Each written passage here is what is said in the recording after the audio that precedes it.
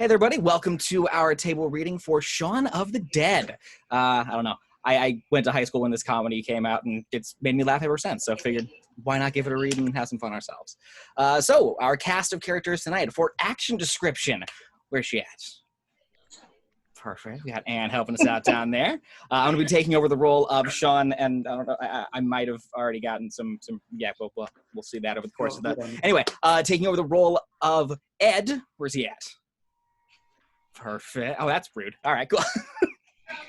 Then we have Liz. Where's she? Perfect. Now, some of Liz's friends. We have David. Perfect. And Diane. Awesome. And then we see Shaun's parents at one point during the film. That would be Barbara and his stepdad, Phillip. Perfect. All right. Well, we are going to get started heading on through this thing. Anne, if you'd like to take us away. Pickles are good. Oh, good. What was that? Oh, somebody else talking. Shaun of the Dead by Simon Pegg and Edgar Wright. Spooky noises, curiously electronic. A bell rings. Interior pub night. Oh, that's me too. Last orders, please. Close up on the face of a man. He draws on his cigarette. Shaun? Shaun stares blankly into space. Yeah. You see what I'm saying? Yeah, totally. We reveal that Shaun is sitting with a woman, Liz.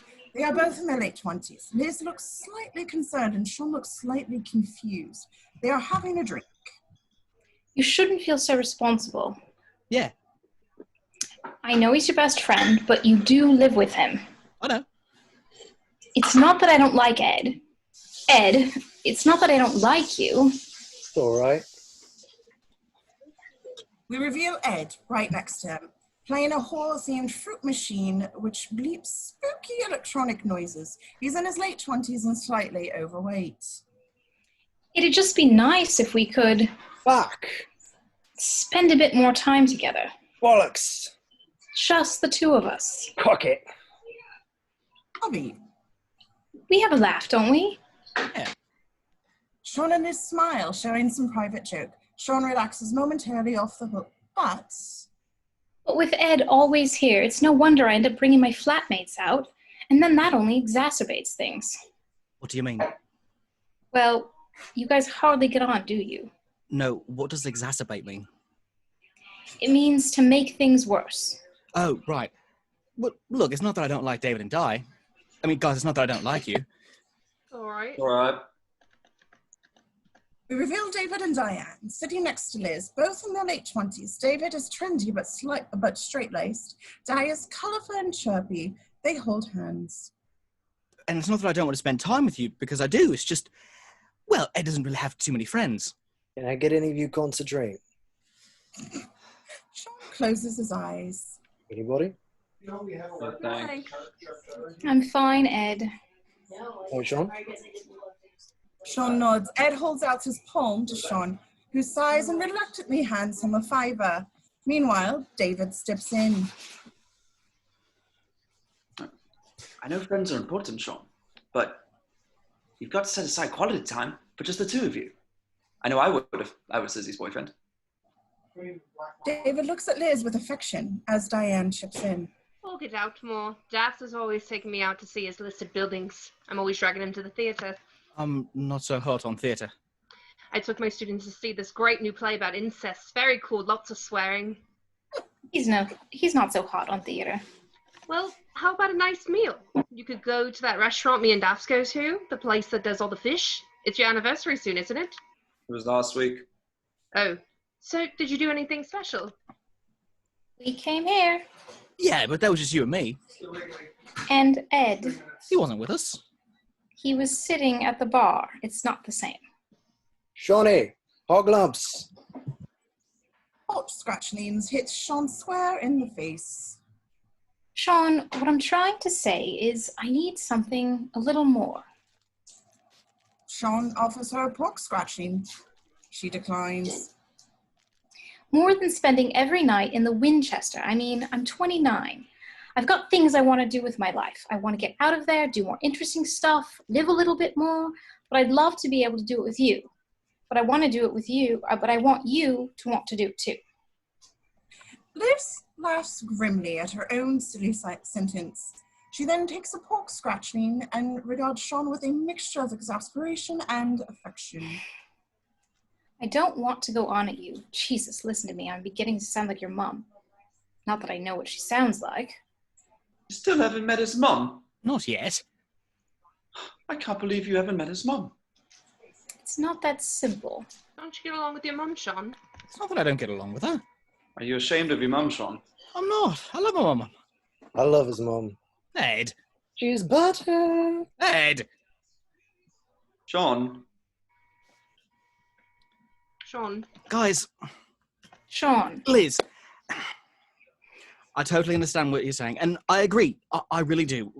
We should get out there, do more interesting stuff together. We'll start tomorrow. I'll book the restaurant, the place that does all the fish, and we'll do it properly. Just the two of us. Things will change. I promise. Really, Shaun? The landlord calls time. Shaun stares back into space. Shaun. The bell rings again. Spooky noises continue as the titles begin. A montage of Greater London, Saturday, 8 a.m. All actions in the sequence are choreographed to the title music. A traffic jam, drivers stare blankly ahead. A middle-aged man sits in a Jag wearing driving gloves. A bus stop board, commuters ignore each other. Vast supermarket car park. Customers park up as a bow-tied old man slowly collects discarded trolleys. A 24-hour supermarket serves early bird customers. A vacant checkout girl bleeps products through her till. A nightclub in an industrial estate expels its last patrons. Dazed young clubbers wander into the daylight. A nondescript suburb. A bored kid kicks a football against a wall. We close in on a semi-detached home. Interior house day. Bare feet shuffle into the shot. Slowly we pan up to see Shaun, dead to the world. His face tired. He yawns. We're in the lounge. The doctor is male. The room untidy. I'm sorry, the decor is male. The room untidy. Ed is sitting on the sofa playing a video game. He may have been there all night. Shaun sits next to him, picks up a game controller and presses a button. A voice booms. Player 2 has entered the game. Haven't you got work? Shaun puts the controller back down. Player 2 has left the game. Interior bathroom day. A toilet is flushed. A shower run. Teeth brushed. Shaun now wears a white short-sleeved shirt. He straightens his tie. In the mirror door of the bathroom cabinet, which is ajar, he shuts it. Pete stands in the reflection, his face like thunder. You know the front door was open again last night. Interior kitchen. Later that day, a drawer is yanked open, a knife grabbed, toast buttered. A bottle of milk hits the table. Pete screws the lid on. Not saying it was you. I know, but... I'm saying it was Ed. Right. Pete returns the milk to its rightful place in the fridge. He also wears a shirt and tie, but it's somewhat smarter. I can't live like this. Look at the state of it. We're not students anymore. Pete? It's not like he even brings in any real money into the house. Oh, he brings a bit. What? Dealing drugs? Oh, come on, he sells a bit of weed every now and again. I mean, you sold puff. Once. At college. To you. Anyway, I did a lot of stupid things at college, Shaun. I dressed up as Frankenfurter, drank Snape White and Black, slept with a fat girl. Doesn't mean I want to do any of that for a living. Look, I've known him since primary school. I like having him around. He's a laugh. What, because he can do impersonate orangutan? Fuck-a-doodle-doo. What? He's dead weight, Shaun. Oh, leave him alone. Okay, I admit it. He can be pretty funny on occasion. Had a great night that time we sat up drinking apple schnapps and playing Tekken 2. Oh, yeah. When was that? 5 years ago. When is he going home? What's up? Ed enters and takes the milk from the fridge. He swigs directly from the bottle and wanders out, scratching his nuts. Love a word. Interior lounge day. Shaun sits down by Ed, who is again playing the video game. Pete watches at the door. Hey, man, listen. Top left. Thanks. I was just gonna say, reload. I'm on it. Cynthia, nice shot. Thanks. Since you're in most of the day. Ed's mobile rings. The ringtone is Halloween. 2 seconds. All right, Noodle. No, I only got an Henry shortage on. All right, latest. Ed resumes his game. Pete's seen enough and wades in. Ed, since you're not working at the moment, could you please clean up a bit? I'm working. Since you're in the flat all the time, do you think you could clean up a bit? Yep. And if you play the answer machine, could you take down everyone's messages, not just your own? Yeah. It's not that taxing, is it? Writing something on a post-it note? No. Pete's mobile rings as he leaves. Ringtone, Live Forever by Oasis. He puts on his jacket. On the back is a post-it reading, I'm a prick. Shaun sees this and shakes his head wearily at Ed. Come on, it was pretty funny. Seriously, will you do what he said? I ain't doing nothing for him. Well, do it for me then. I'm sorry, Shaun. It's okay. No. I'm sorry, Shaun. Shaun puzzles before his expression turns to disgust. Oh man, that's bad. You're rotten. Ed laughs. Shaun does too as he covers his nose and mouth. I'll stop doing them when you stop laughing. I'm not laughing. I'm going. Shaun leaves. The phone rings. The answer machine picks up. Hi, you've reached through to Peter and Shaun. Please leave a message after the Beep. Caution as the red light flashes. Hello, Shaun, it's me. Look, I'm going to be tied up a bit today, and I've got 20 year 10 essays to mark, and I want to get them out of the way. So when you book the table, can you make it for 8 rather than 7? You're probably not there. Anyway, I'll try you at work, so okay, bye-bye, bye-bye. Closer. The red light flashes. The screen is filled. Exterior street continuous. Bang! A football hits Shaun in the head. He turns to see the bored kid grinning at him. He responds playfully. Oh, you're dead. Shaun boots the ball back. He walks past Pete in his car and crosses the road. He heads for the newsagent, passing a homeless man in a green coat with a dog on a lead. He stands with an arm outstretched. Shaun gives him some change. Interior newsagent day. Shaun grabs a coat from the fridge and goes to the counter. Nelson? There is no one there. Shaun waits, idly scanning across the day's papers, the headlines partially concealed. GM crops blamed for, unidentified mutilated, super flu, down satellite causes. Shaun peers closer, as if by magic, the shopkeeper appears. Oh, my friend, no beer today. It's a bit early for me. A pale-suited man hurriedly, as we follow Shaun out. Do you have any aspirin? Sold out. Exterior tube station day. What?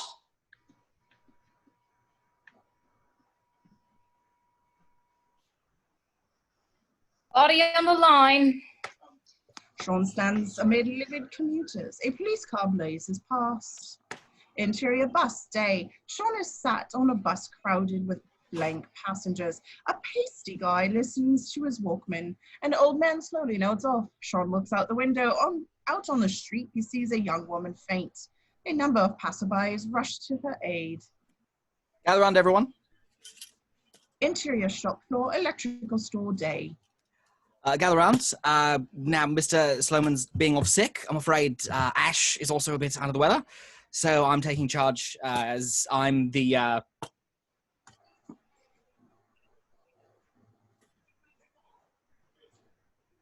That's Noel. Oldest.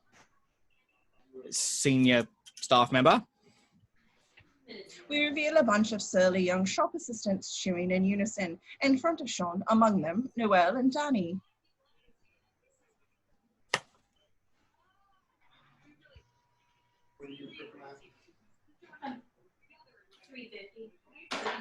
No. Right now, just stick it in and then take it down once the other stuff is up.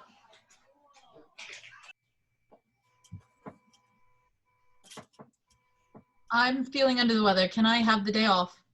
A ripple of laughter. Shaun tries to find it funny. No, Ash genuinely is ill, so we're going to have to pull together today. A mobile phone interrupts. Yeah, hello, mate. No, could you... 2 seconds. Noel holds up his hand.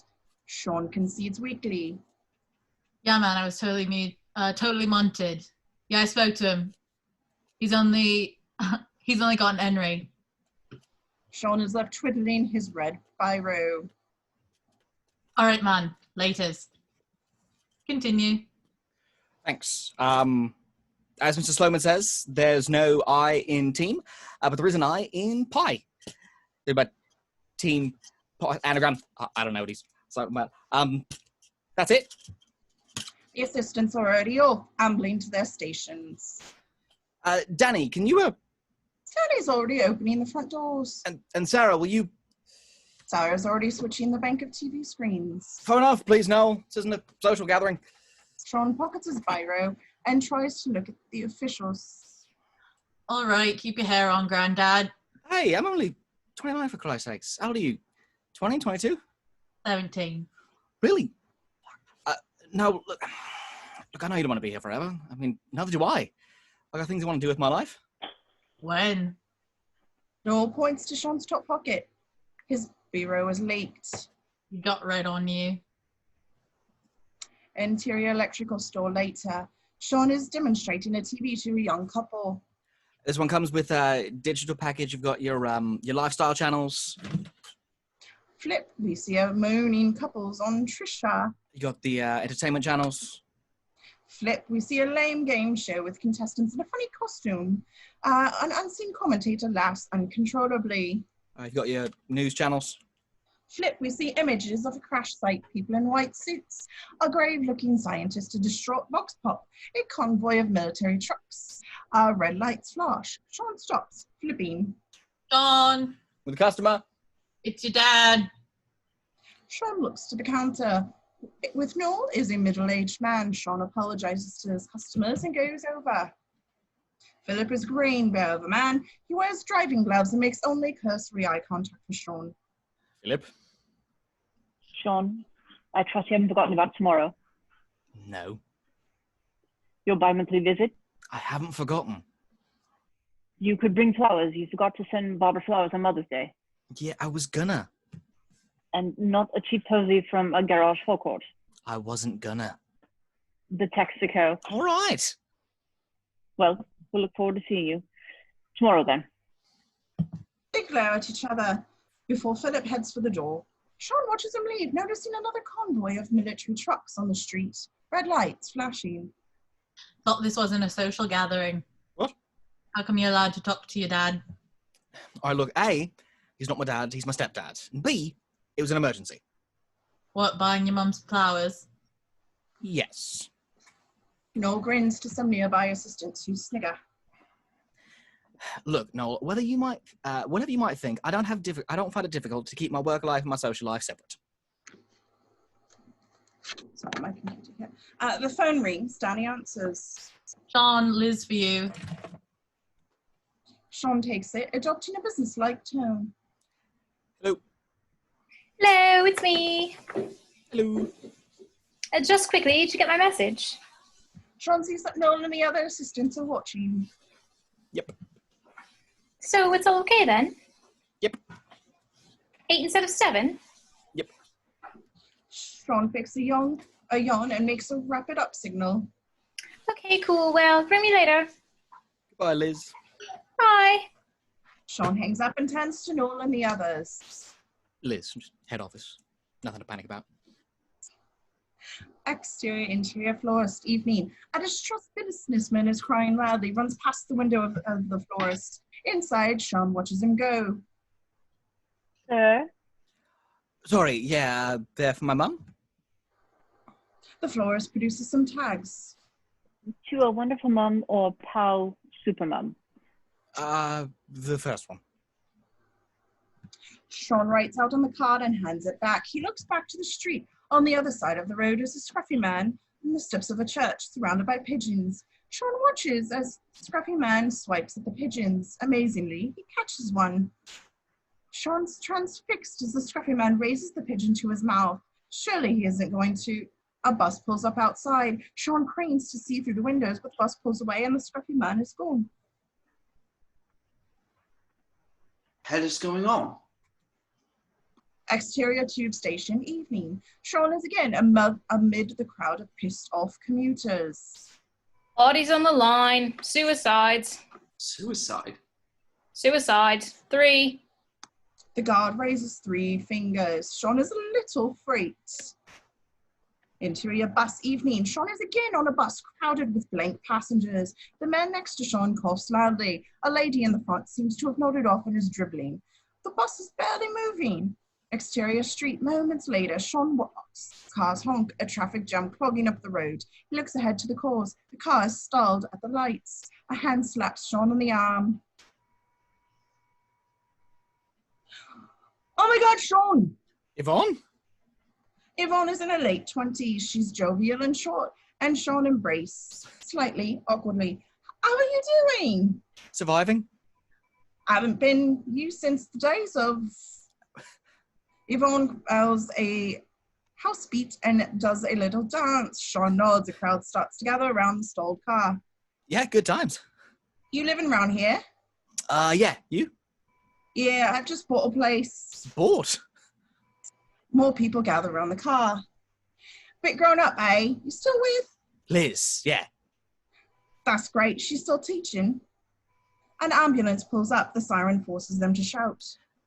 Yeah, she's the head of English now. Got fast-tracked. Oh, wow. What about you? Last time I saw you, you were working at that bloody electrical place. Yeah. Yvonne clocks his name tag and realizes her faux pas. You still DJing? Not really. Kind of let it go, you know? The siren wails on. Yvonne nods. That's a shame. Well, at least you get Liz together.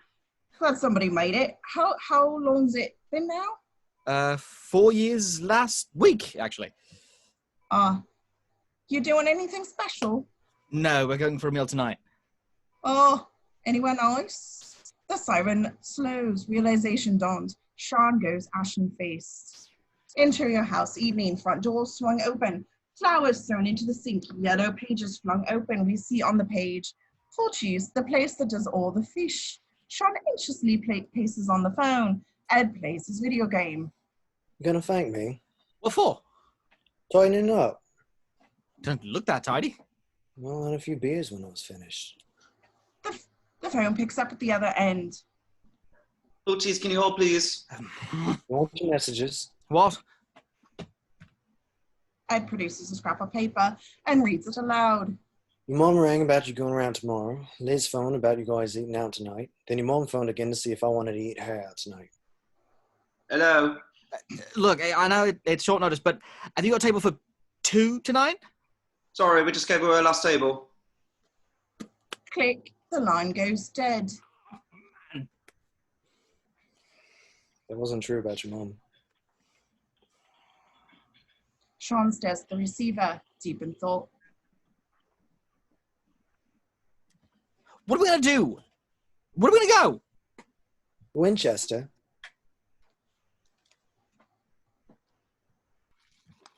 Winchester. Stupid. They don't do food. John will do you, Toasty. There's a Breville out the back. Hey, this is serious. Shaun slams the phone down. It rings. He picks it up. Hello? Hello? Hello. Hello? So what's the plan then? Yeah, babe, there's been a bit of a problem with the table. What do you mean? They're full up. But you said it was all okay. Yeah. You didn't book it, did you? No. So what is the plan? Silence. Ed looks at Shaun. He raises his eyebrows and nods. We could go to the Winchester? Shaun winces. Click. The phone goes dead. The yellow pages hit the floor. The flowers are grabbed. The front door is swung wide. Exterior, interior, taxicab, evening. A taxicab door slams shut. So Shaun sits anxiously in the back of the cab, feigning interest in the driver's waffle. He starts reaching through the window and moaning at me, and I can't understand what he's bloody going on about, so I drives off. Bedlam. Exterior apartment block, evening. The cab screeches off. Shaun runs with the flowers across the gas forecourt of an apartment block. He reaches the front door and slams the intercom buzzer for Liz's flat. Hello? Diane, let me in, please. I'm not sure this is the best time, Shaun. Oh, come on. Lizzie doesn't want to see you, Shaun. Just open the door. She doesn't want to see you. Curious, Shaun looks up to the first floor window. What do you want me to do? Do you want me to climb the drain pipe and come in through the window? Because I will. Interior Liz's flat, evening. A worried David and Diane stand at the entry phone in their coats. Behind Liz emerges, also preparing to go out. All right, then. There are noises from outside. All look to the open window. Buzz the entry phone again. Guys, let me in, please. Interior Liz's bathroom. Moments later, a furious Liz busies herself, getting ready to go out. Shaun flits around her. Liz, I can explain. Let's just go out. What, to the Winchester? What do you want to? Let me see. Liz, let's have a quiet one in Winchester. Liz, it's a Saturday night. Winchester night. Hey, Liz, there's a quiz on this evening. Really? Oh, I'd love a good quiz. Well, do you want to come? Yeah, well, what's it on? The Winchester. No, I don't fucking want to. Sorry, I just thought we could... It's not the only place in the world, Shaun. I know. We can go somewhere else. Interior lounge, continuous. David and Di sit on the sofa, listening through the wall. I'm going out with David and Di. Well, let's all go together. What, you hang out with a bunch of teachers? Sorry, a failed actress and a twat. David and Di look at each other, affronted. Hey, that is a bit harsh. Your words. I did not call Diane a failed actress. Oh, Diane is relieved. David remains affronted. Liz storms into the lounge with Shaun in tow, helping her with her coat. Seriously, let's go out somewhere. Forget all this. We'll have a laugh. Just the two of us. This will be cool. I promise. Liz turns angrily on Shaun, who cowers behind the coat. oh, stop making these promises. What do you mean? Off the top of my head, you promised you'd quit smoking when I did. You promised you'd go back to the gym. You promised we'd go flat hunting. You promised you'd start DJing again. You promised you'd try drinking red wine instead of beer. You promised you'd come on holiday with me. You promised... We met in Greece, didn't we? We met in Greece. A rave. It's not the same. You promised things would change. You promised you'd get us free cable. I'm working on that. Okay. Look, I can give up smoking. I can give up smoking whenever I want. See? Shaun takes out a fag packet and chucks it in the bin. What was the next one? It's not enough, Shaun. Liz walks out, leaving Shaun with David and Di. Basically, I think your 9 lives are up. Oh, get fucked, Four Eyes. Why don't you go out with her, you love her so much? David goes red. I know what you mean by that. Shaun makes a like you don't know face and leaves. I don't know what he means by that. Diane says nothing. Interior Liz's room, continuous. Liz is sat on a bed, head in her hand. Shaun enters. Look at these. He offers her the flowers with a smile. Liz clocks the tag. To a wonderful mum. Oh, yeah, because remember last night you said you didn't want to sound like my mum. So. Liz laughs, more out of exasperation than amusement. A pause. These are for your mom, aren't they? Yeah. Smooth. Liz returns her head to her hands. Sorry, I wasn't thinking. I'm tired. Tired. It's not the strongest defense, is it? I'm tired, Shaun. Sorry. The S word again. Sorry. You can't just keep saying sorry and expect things to be okay. You wave it around like a get-out-of-jail-free card. But what if I am sorry? What if you are? It's not like you ever do anything about it. Nothing ever changes.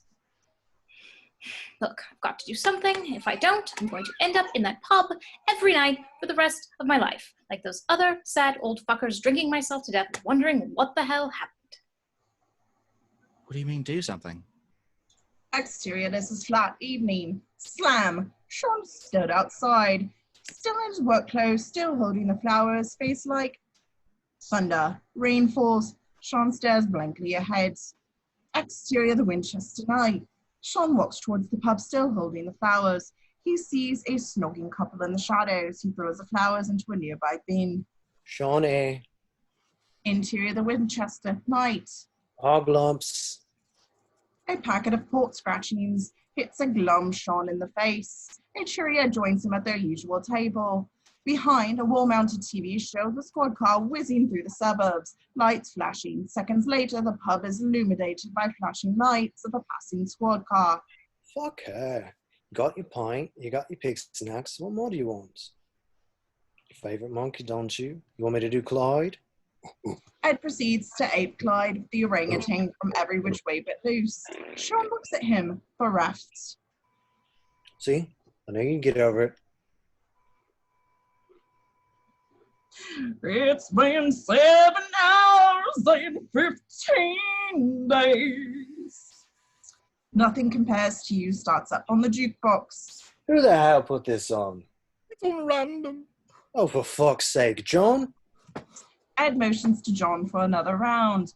Interior Winchester. Later, the curtains are drawn, deadbolts click into place. The TV, fruit machine, and jukebox are switched off. Shaun and Ed are now among the last customers and are utterly pissed. Ed ignites 2 sambuca shots. He and Shaun ritualistically down them, spluttering and laughing. You know what we should do tomorrow? A hand appears on Ed's shoulder.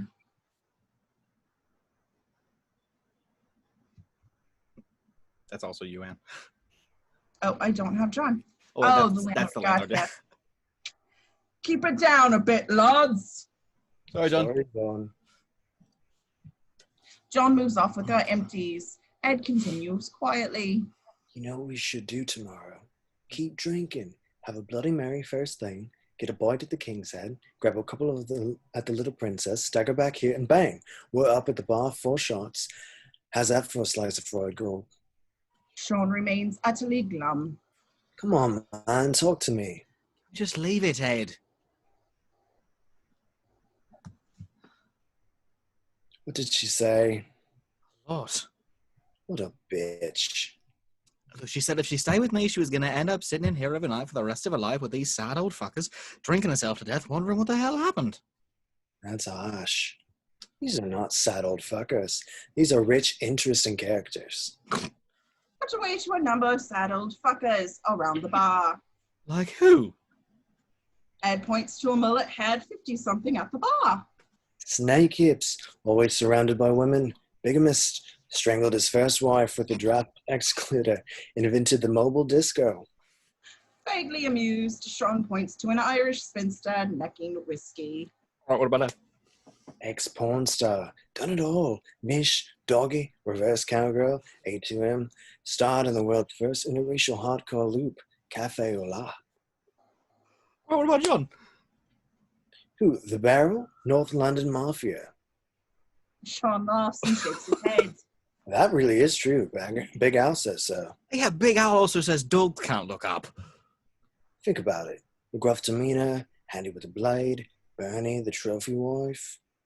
Ed points to Bernie, the wizened landlady behind the bar. He's connected. Why do you think there's a rifle above the bar? Ed nods to the rifle mounted on the bar. Because the pub's called the Winchester. Exactly. Shaun lets himself laugh. Ed smiles. You don't need Liz to have a good time. Ed, just leave it now. Listen, can I just say one thing? And I'm not going to say there's plenty more fish in the sea. I'm not going to say if you love her, let her go. I'm not going to bombard you with cliches. All I'll say is, it's not the end of the world. Thump, thump, thump. A shadowy figure is visible beyond the frosted glass of the door. John calls out to it. Sorry, we're closed. More emergency vehicles pass. The flashing lights momentarily define the figure at the door. Maybe it's a trick of the light, but it appears to have no lower jaw. The figure follows the noise and shuffles off. Pisshead. Exterior pub night. England sign. Please leave quietly. Shaun and Ed drunkenly belt out white lines. The snogging couple are still outside, necking furiously. Ed calls over. Haven't you had your tea? The woman stops necking the man. She goes limp and drops to the ground. She watches Shaun and Ed stagger off. Exterior street continuous. Shaun and Ed cross the street, still singing White Lines in harmony. Behind, another figure is stumbling down the middle of the road. He appears to join in with. Shaun and Ed turn, playfully trying to draw their new friend into the sing-along. Again, he responds with. Shaun and Ed shrug, a little disappointed. Interior house lounge, night. Crucial electro blares, and old school party is in full swing. Ed body pops. Shaun is on his turntables. Still got it. Pete storms in. He grabs the record off the turntable. Don't scratch it! And throws it through the open window. That's the second album I ever bought! It's 4 in the fucking morning. It's Saturday! No, it's fucking Sunday, and I have to go to work in fucking 4 hours because every other fucker in my fucking apartment is fucking ill. Can't you see why I'm so fucking angry? Fuck yeah. Pete, look, I'm sorry. We're a bit pissed. We split up with Liz tonight. Well, just keep it down, okay? Pete heads for the door. As he does, Ed mutters. Prick. Sorry. What was that? Nothing. Pete launches at Ed, fists flying. Shaun pulls them apart. Hey, come on, we're all friends here. He is not my friend. He's an idiot. What's that supposed to mean? It means maybe you should fuck off. If you want to live like an animal, go live in the shed, you thick fuck. Oh, Pete, leave him alone. Stop defending him. Why do you stick up for him all the time, Shaun? All he does is hold you back. Or does it make life easier having someone around you who's more of a loser than you? What's that supposed to mean? You know what I mean. I presume it was Liz who did the dumping. Am I right? Sort your fucking life out, mate. Shaun is utterly floored. Ed interrupts. What's up with your hand, man? We reveal that Pete's hand is completely banged up. I got mugged on the way home. By who? I don't know, some crackers or something. One of them bit me. It's not fucking funny. What did they bite you? I don't know. I didn't stop to ask them. I have a splitting headache, and the stupid hip-hop isn't helping. And the front door's open again. It's not hip-hop. It's electro, prick. A shell-shocked Shaun doesn't reply. Ed slumps on the sofa. Next time I see him, he's dead. Interior hall, kitchen. Moments later, Shaun shuffles out into the hall and plays the answer phone. He hears Liz's message from earlier. As Shaun stands in the darkened kitchen and stares at the photo of him and Liz pinned to the things to do board, as Liz and Barbara's messages play, he scrolls something on the board, then drunkenly slumps into the kitchen chair. Scene 30. Interior kitchen, Sunday morning. Shaun wakes, groggy and hungover. He's still in the chair. His eyes focus on the things to do board. It reads, go round mums, get Liz back, sort life out. Interior lounge, morning. Ed is still slumped on the sofa. You want anything from the shop? Cornetto. Exterior street, morning. Shaun crosses the street. In the distance, we glimpse 2 figures shambling up the middle of the road. Interior newsagent, morning. Nelson? No one is behind the counter. Shaun grabs a strawberry cornetto from the freezer and then goes to the cooler. He opens the door, not noticing 2 smeared bloody handprints on the glass. Shaun grabs a Coke, oblivious, slipping as he moves off. Nelson? Shaun goes to the counter. It seems oddly bare. Nelson, have you got any papers?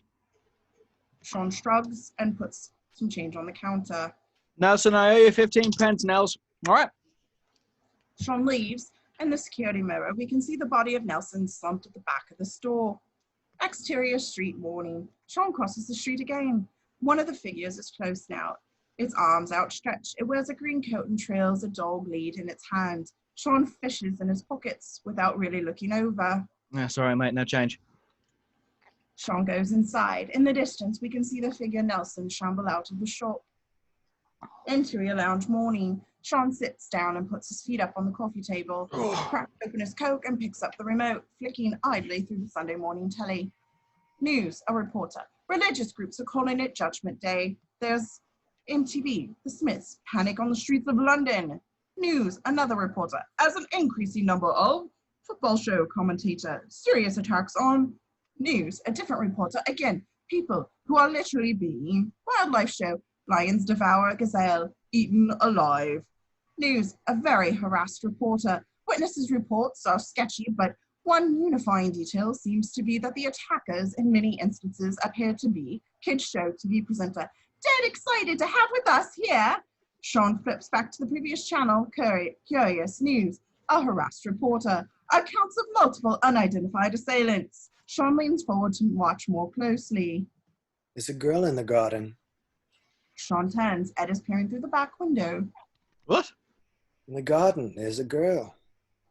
Shaun joins Ed at the window. Standing at the very bottom of the garden is a girl, her back to him. Exterior garden moments later, Shaun calls timidly to the girl. Hello? Excuse me. Ed picks up a lump of mud and throws it at the girl. Oi. A missile strikes her on the head. She turns slowly.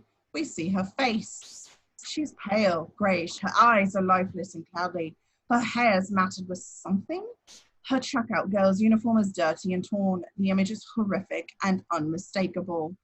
Oh my God. She's so drunk. How much have you had, love? She lurches forward, her arms outstretched towards Shaun. Ed and Shaun step back, giggling. Oh, she likes you. Shut up. I think she wants a cuddle.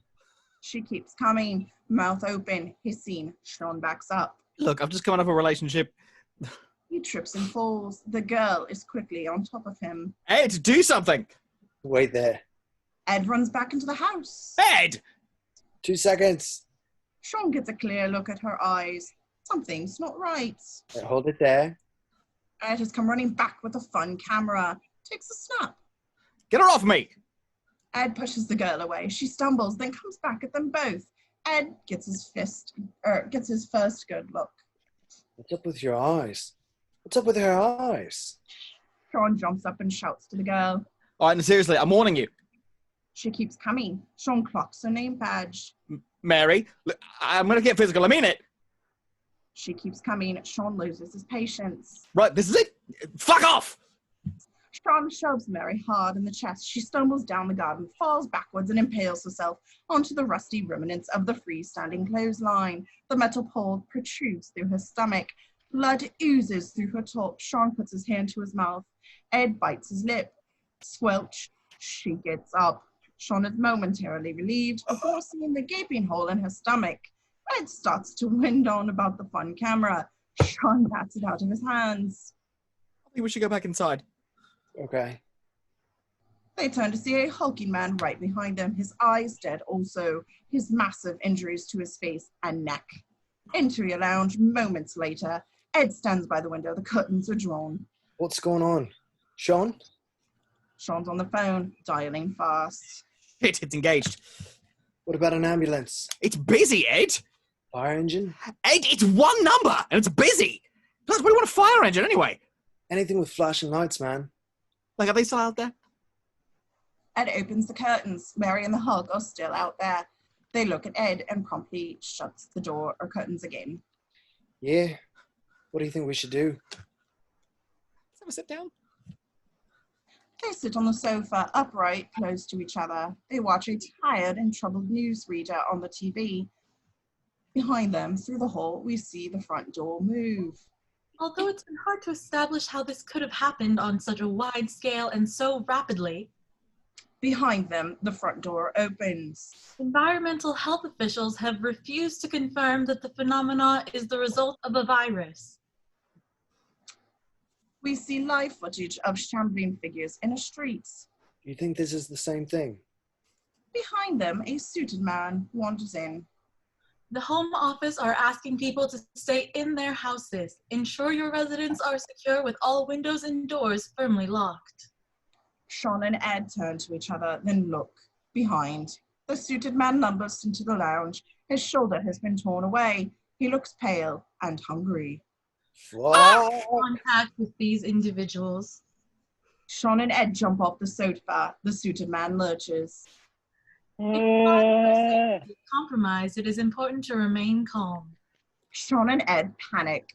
They back around the room, attempting to evade the suited man who pursues them relentlessly. We're expecting information from the Home Office regarding the best way to neutralize the attackers, as they are seemingly impervious to conventional force. Suddenly, Ed grabs a heavy glass ashtray and brings it down hard on the suited man's head. Crack! He falls back, lifeless, skull split open. Shaun and Ed stand, panting. I'm just gonna shut the front door. Shaun runs into the hall. Ed goes over to the body. In the meantime, contact with these assailants is highly inadvisable. Shaun rejoins Ed, who is staring at the body. Did you see his head go? Thump, thump, thump. Mary and the Hulk want in. We should get out there. Officials suggest that, No, we should stay inside. extreme circumstances, Come on, we can take him. the attackers can be stopped. The man said stay inside. I repeat, Fuck the man. Look, as long as we're in here and they're out there, we're safe. Smash! The back window goes. Mary and the Hulk pull the curtains down and reach through the broken glass. removing the head or destroying the brain. Shaun takes a deep breath. Exterior garden moments later. A whistle. Mary and the Hulk stop thumping and turn to see Ed and Shaun standing determinedly next to the cardboard box. Aim for the head. The boys hurl contents of the box, a variety of kitchen implements, saucepans, etc. They bounce ineffectually off the intruders. Within seconds, the arsenal is spent. Now what? We'll have to get more stuff. What's in the shed? I don't know, it's locked. Why is it locked? It's always been locked. Well, what are you going to... Ed spies the discarded Crucial Electro album on the grass. Ed, no! Too late. Ed flings the record frisbee style. Smack. It catches the Hulk in the face, throwing his head back. Bam! The Hulk staggers back up, the record sticking out of his face. A look of confusion between Shaun and Ed's. Exterior garden. Moments later, Shaun unclips the lid of an expensive-looking record box. I know, look, some of these are limited. Ed grabs a record and flings it. It flies past Mary's head. What's that one? I think it was Blue Monday. Oh man, that was an original pressing. Oh, for fuck's sake. Ed starts flicking through the records. Purple Rain? No, Sign of the Time? definitely not. Oh, come on. The Batman soundtrack? Throw it. Ed flings disappointing Prince. It lodges in Mary's thigh. Dire Straits? Throw it. Ed flings a jury AOR, thuds into the Hulk's shoulder. Oh, gotcha. Okay, Stone Roses? No, Second Coming? I like it. Ed picks another record. Mary and the Hulk bear down. Sadie? It's Liz's. She did dump you. Ed throws, it misses, and shatters against the house. Fuck this, I'm going to the shed. Shaun walks towards the shed. Ed follows. I thought you said it was locked. It is. Interior shed. Blackness. The door splinters open. Shaun crashes through. Ed steps in after him. They survey the contents. Exterior garden shed. Shaun and Ed emerge from the shed. Shaun carries a cricket bat. Ed has a spade. Mary and the Hulk are right on top of them. There's no other option. Which one do you want, girl or bloke? The first one. Quack. The first blow is tentative and reluctant. Each strike gains confidence and force. Mary and the Hulk go down. The blows come at a frenzied and in perfect sync. Mary and the Hulk are finally dead. Shaun and Ed stop hyperventilating together.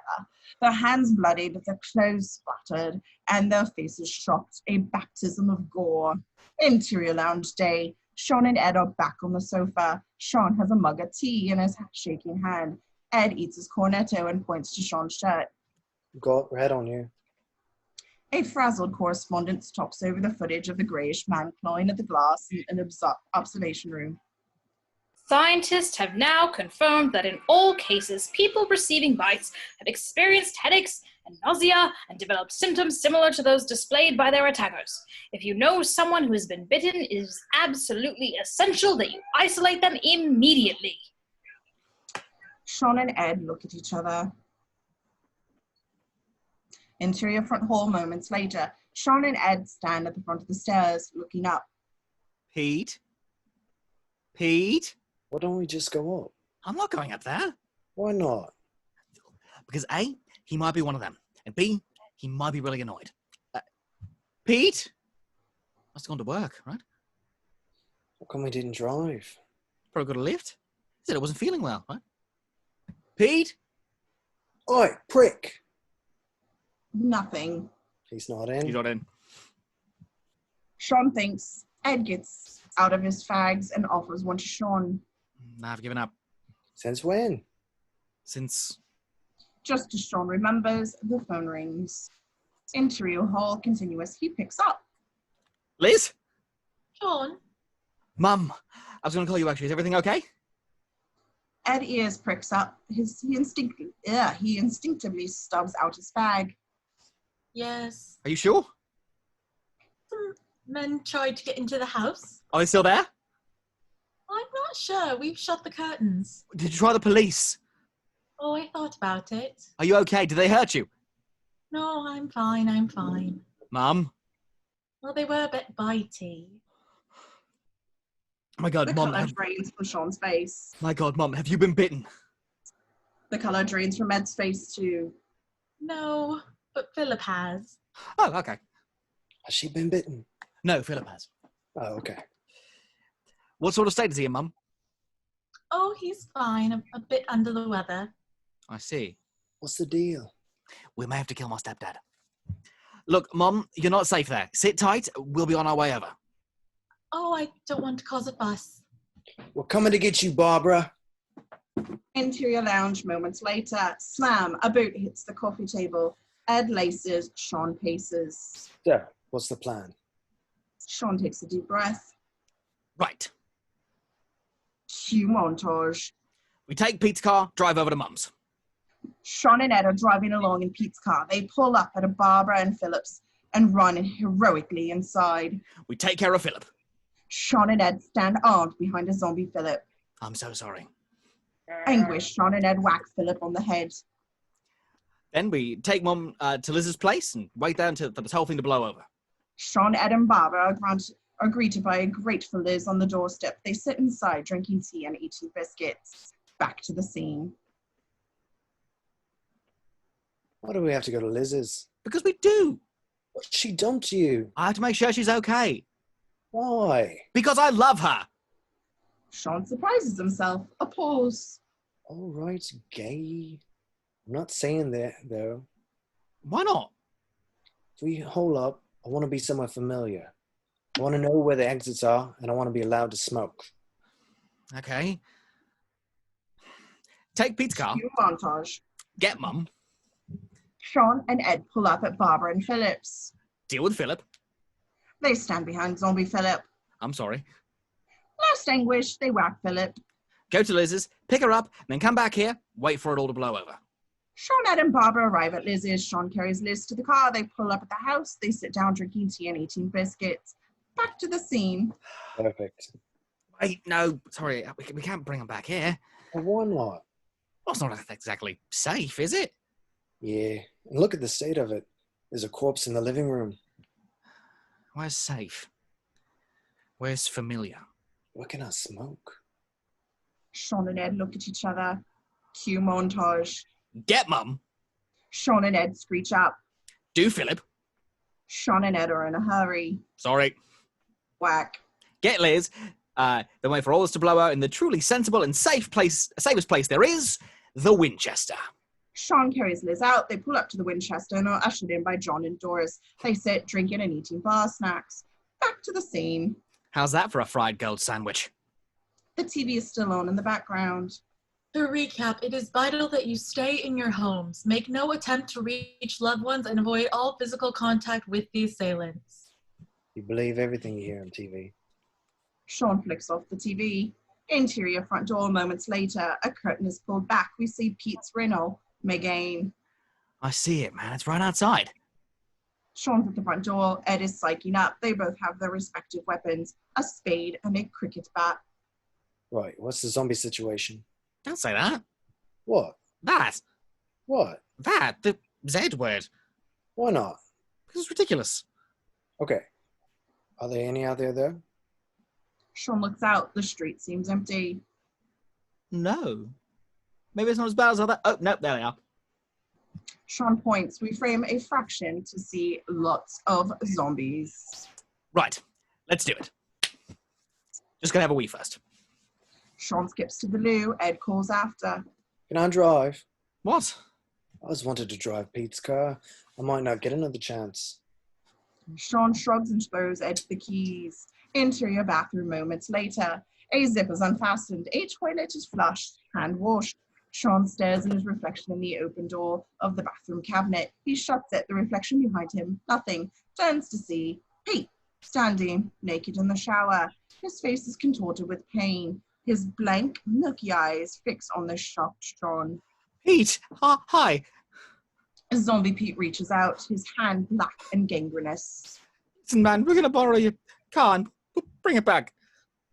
Terrified, Shaun backs out. Zombie Pete slowly follows. But if you're feeling better later, we're going to the pub. You're more than welcome to join us. Shaun slams the bathroom door and runs off downstairs. Angle on the handle. It turns. Interior front door continuous. A shocked Shaun rejoins Ed, who's jingling the car keys. He'd be so pissed if he knew I was driving his car, wouldn't he? I don't think so. Exterior front garden moments later. Shaun walks briskly to the car. Ed tags behind. Shaun, which button's central locking? Bang. A football hits Shaun on the head. He turns to see the bored kid, now dead, standing on the pavement nearby. Ed panics and presses any button. The McGain's alarm goes off. Cock it! The nearby zombies turn slowly. The dead kid approaches. Ed pushes another button. The alarm stops and the locks flip up. Shaun and Ed dive into the car. Ed turns the key. The light comes on and the dead kid pulls the bonnet. The wipers activate. Zombies lurch closer. The indicators flash. A zombie Nelson approaches, a hand outstretched. The engine rolls to life and the front door bursts open. A naked Pete staggers out of the house. Drive. Interior car, afternoon. Ed drives fast through the suburban streets. The radio is on. Radio newsreader. The Church of England has now joined extremist groups in proclaiming the crisis as. Shaun looks out the window to see a father bundling his crying kids into the family car. An abandoned ambulance with a squirming body bag on a gurney. Zombies darted around the streets and parks. Radio newscaster continued. Evidence of a coming apocalypse. Once again, bodies the recently dead. We put something else on. Ed whips out a cassette and puts it in the player. Hard house booms. He grins at Shaun. Wallop. Something flies off the bonnet, up over the car, and bounces across the road behind. Ed slams on the brakes. We hit something. Or someone. Ed leans on the horn, making them both jump. Exterior road. Moments later, Ed backs the car up level with the crumpled body. Shaun winds down the window and calls over. Are you all right? Come on, let's just go. Hello? I'll be dead either way. That's not the point, Ed. A crackling sound. They turn to see the broken body lifting its head, revealing a grizzled zombie. It hisses. Oh, thank God for that. The irony of this hits Shaun and Ed hits the gas. Exterior street, afternoon. Shaun and Ed pull up outside Barbara and Phillip's. The only other car on the street is a gleaming Jaguar XJ6. Sitting in the driveway, Ed whistles. You didn't tell me Barbara had a Jag. Always wanted to drive one of those. It's Phillip's, and he won't let anyone near it. I left half a Mars bar in a glove box once. He chased me around the garden with a bit of wood. Fuck, it's gorgeous. Shaun looks around. The street is strangely quiet. All right, come on. It seems quiet. It seems clear enough. Why don't I stay here? What? Why? Someone should stay here with the car, keep watch. If there's any problems, I'll honk 3 times. Okay. Uncertain, Shaun runs up the path. Ed calls after him. Don't forget to kill Phillip. Interior Barbara and Phillip's hall. Moments later. Hello, Pickle. Hey, Mum. You've got red on you. Barbara gets it from a sleeve, licks it, and dabs his cheeky clean. Shaun looks warily into the house. Are you all right? Yes, I'm fine. Where's Phillip? Dad's in the lounge. He's not my dad. Oh, Shaun, really? Sorry, Mum. Listen, Ed's outside. We're going to get you out of here. But we've got to wait for the doctor. I don't know if the doctor's coming. Well, I'm not sure Philip's going to want to leave the house, darling. Philip's not... Why don't you pop the kettle on? I'll go take care of Philip. Okay, are you hungry? Not really. I'll make some sandwiches. Okay. No fighting, you two. Interior Barbara in Philip's lounge. The door creaks open. A grey-looking Philip is sat in an armchair. He's inert, wrapped in a blanket and facing the television, which plays religious programming. His eyes are closed. Shaun approaches him, mind racing. He raises the cricket bat above his head as organ music on the TV swells. I'm so sorry, Philip. Why? Shaun yelps, hiding the bat behind him. What have you done now? Nothing. What have you got there? Flowers, I hope? No, it's cricket bat. Oh, Shaun yelps again as Barbara appears and takes the bat. is that for the jumble, Shaun? There's a whole box of your toys upstairs. I was going to give them to the jumble. I took them all to the tip, Barbara. Oh, what? Shaun's come to take us somewhere. Don't be silly, I'm not going anywhere. Well, maybe you should stay here and wait for the doctor. I'll take Mum. You said the doctor wasn't coming. You didn't call the doctor, did you? I just thought it was best to be safe. I'm quite all right, Barbara. I've run it under a cold tap, and we've had our jabs when we went this way to the Isle of Wight. Philip. It's a lot of overblown nonsense, just a bunch of drug nuts running wild. Still, should get Mum away in case they come back. I'm not going anywhere without Philip. Mum, listen. Did you make that tea? Interior kitchen moments later. Barbara makes tea. Shaun is agitated. Mum, Hmm. how much do you love Philip? 2 sugars, is it? Mum, I haven't had sugar in my tea since 1982. Will you cut some bread, love? Shaun cuts bread with a fearsome-looking bread knife.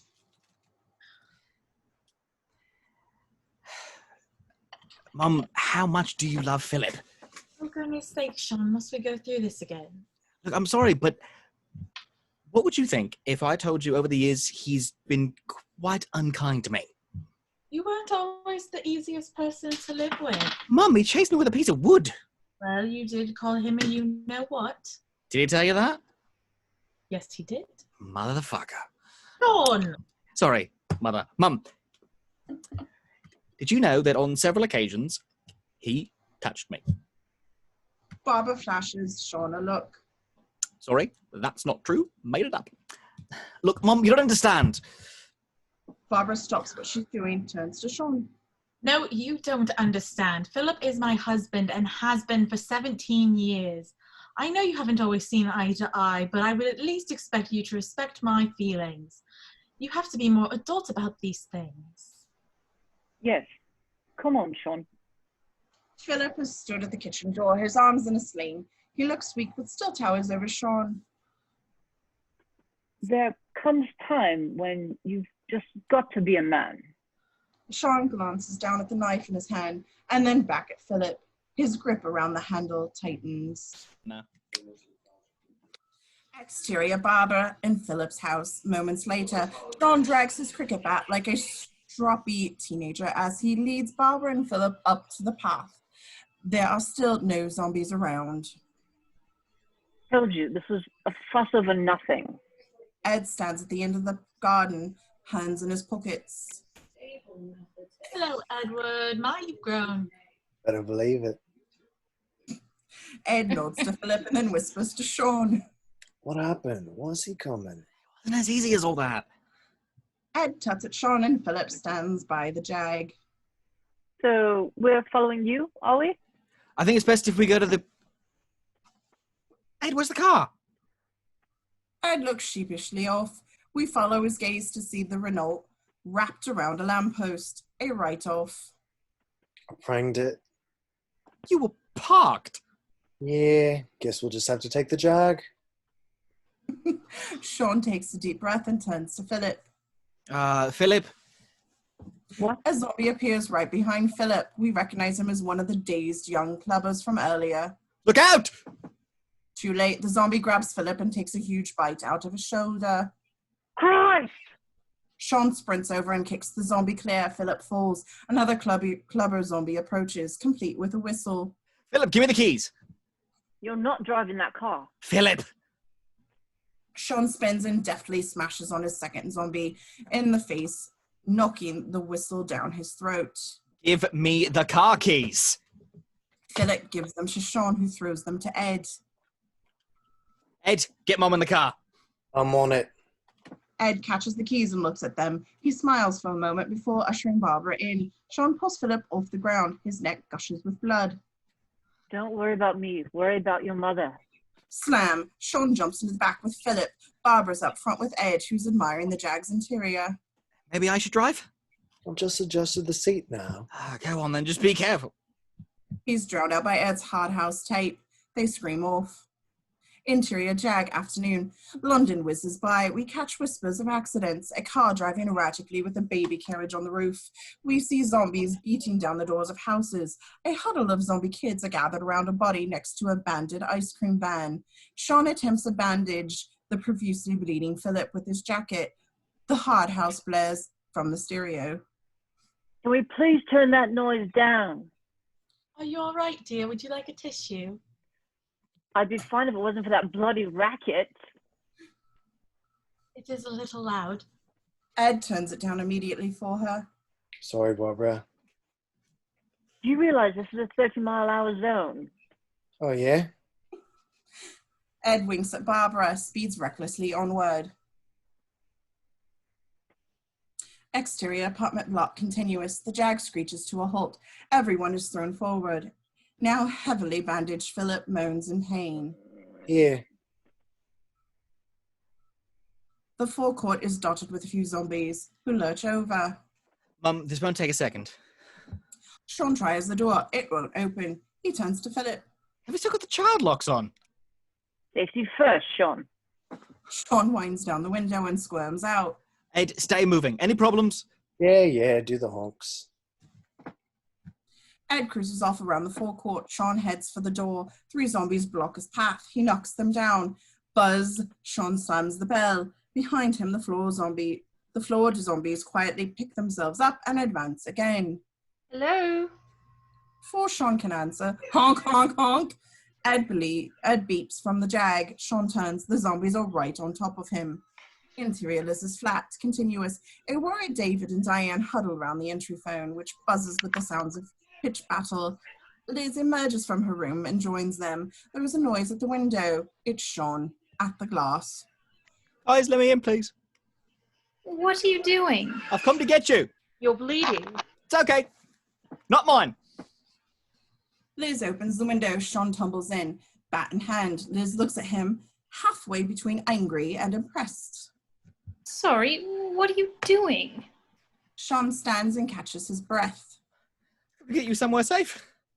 What do you mean safe? We were perfectly safe till you turned up. Know that. But there was only 2 of them outside a minute ago. Now how many of them are now? Lots. Lots. Believe me, it only takes one of them to know you're in here. Liz, I tried calling, but I couldn't get through. I'd come up with a plan. Oh, you made a plan? Look, I don't care what the telly says. We have to get out of here. Look, if we stay, they'll break down the door, they'll come up here, and they will tear us to pieces, and that's really going to exacerbate matters for all of us. Smooth. Listen to me, please. You have to trust me. I've been out there. I've seen what's happening. They're not just going to give up and go away. They'll keep coming. Shaun? Look, this isn't about you and me, Liz. This is about survival. We need to get somewhere more secure, somewhere on the ground, somewhere we can survive. Liz's reluctance seems to waver. We're with you, Shaun. What? What? What? We're with you. I'm not going out there. You saw Titus at the National, Das. I don't want to be torn to pieces, and I'm sure if you really think about it, neither do you. I'm not going if Lizzie isn't going. Of course she's going. I'm not staying here on my own. You're going, aren't you, Elizabeth? Lizzie? Liz? All eyes are on the uncertain Liz. From the outside, we hear a building chorus of moans. Liz takes a deep breath. All right, Flash, what did you have in mind? Right, we've got a car outside, but it's going to be a bit cramped, so do either of you have transport? Yes. Oh, good. Where? Oh, No, I mean, I passed my test. David? I don't think there's any point owning a car in London. Okay, then. Let's just gather any blunt objects. If they get you cornered, bash them on the head. Seems to work. Just keep together, stay sharp, and follow me. So what is the plan then? Shaun flips up his cricket bat and gathers himself. We're going to the Winchester. Close on the incredulous faces of Liz, Di, and David. Exterior, Liz's flat. Moments later, close on the terrified faces of Liz, Di, and David as they clumsily battle on the zombies on their doorstep. Liz wields a hockey stick, David an umbrella, Diane a piece of driftwood. Shaun guides them through the crowd with a cricket bat. Where's the car? Honk, the Jag pulls up, knocking a road sweeper zombie flying. What's up, cunts? Everyone stops momentarily and looks at Ed before breaking into a run for the Jag. Liz squeezes into the front. Shaun, David, and Di pile in the back. Shaun is jammed next to Phillip, who looks even worse. Zombies encroach on the car. Apologies for the cramped conditions. Di, you can sit on David's lap if you can. Phillip, hang in there. Ed, fast as you can, okay? And Mum, this is Liz. Liz, Mum. Hello. Hello. Ed hits the gas. The engine roars. Exterior car, afternoon. The Jag is unbearably cramped. Ed drives fast. Flying over speed bumps, the hard house is back on the stereo. Phillip moans weakly. Shaun. I know. Be careful with it, Ed. Is your dad all right? He's not my dad. He's bleeding. I know. Ed, will you please be careful? Oh, you wanted to get there fast. Ed swerves slightly. A zombie glances off the bonnet. Oof. I want to get there in one piece. And why are we going this way? Chill out. It's a shortcut. The other road goes straight to the Winchester. Shaun. Shaun ejects the tape with a huff. I still don't actually understand why we are going to the Winchester. Shaun looks at Liz. They keep eye contact. It's a pub. It's safe. It's secure. They know us there. What makes it so secure? They've got heavy doors. It's got deadbolts. You wouldn't lock in. Several. And there's a rifle above the bar. I would think that's deactivated. Surely. It's not, I'm telling you. John's connected. Big Al says so. Big Al also says dogs can't look up. They can't. Have they? No, they can't. I'm sure they can. Oh, are you sure? Look, the pub's the right place to go. Everything's going to be fine. Promise. Hearing the P word, Liz, David, and Di frown at Shaun. Shaun. I turned it off, all right? It's not easy. What? Phillip is fading. He tugs on Shaun's arm and whispers. Being a father, Shaun, it's not easy. Shaun is taken aback. What? You were 12 when I met you. You'd already grown up so much. Yeah, well, I wasn't the easiest person to live with. I just wanted you to be strong, not give up because you'd lost your dad. Phillip, you don't have to explain. I do. I've always loved you, Shaun. Always thought you had it in you to do well. You just need motivation, somebody to prove yourself to. I thought that could be me. Shaun nods, eyes wide, with huge effort. Phillip puts his hand on Shaun's shoulder. Take care of your mum. There's a good boy. Phillip slips away. Shaun closes his dead stepdad's eyes.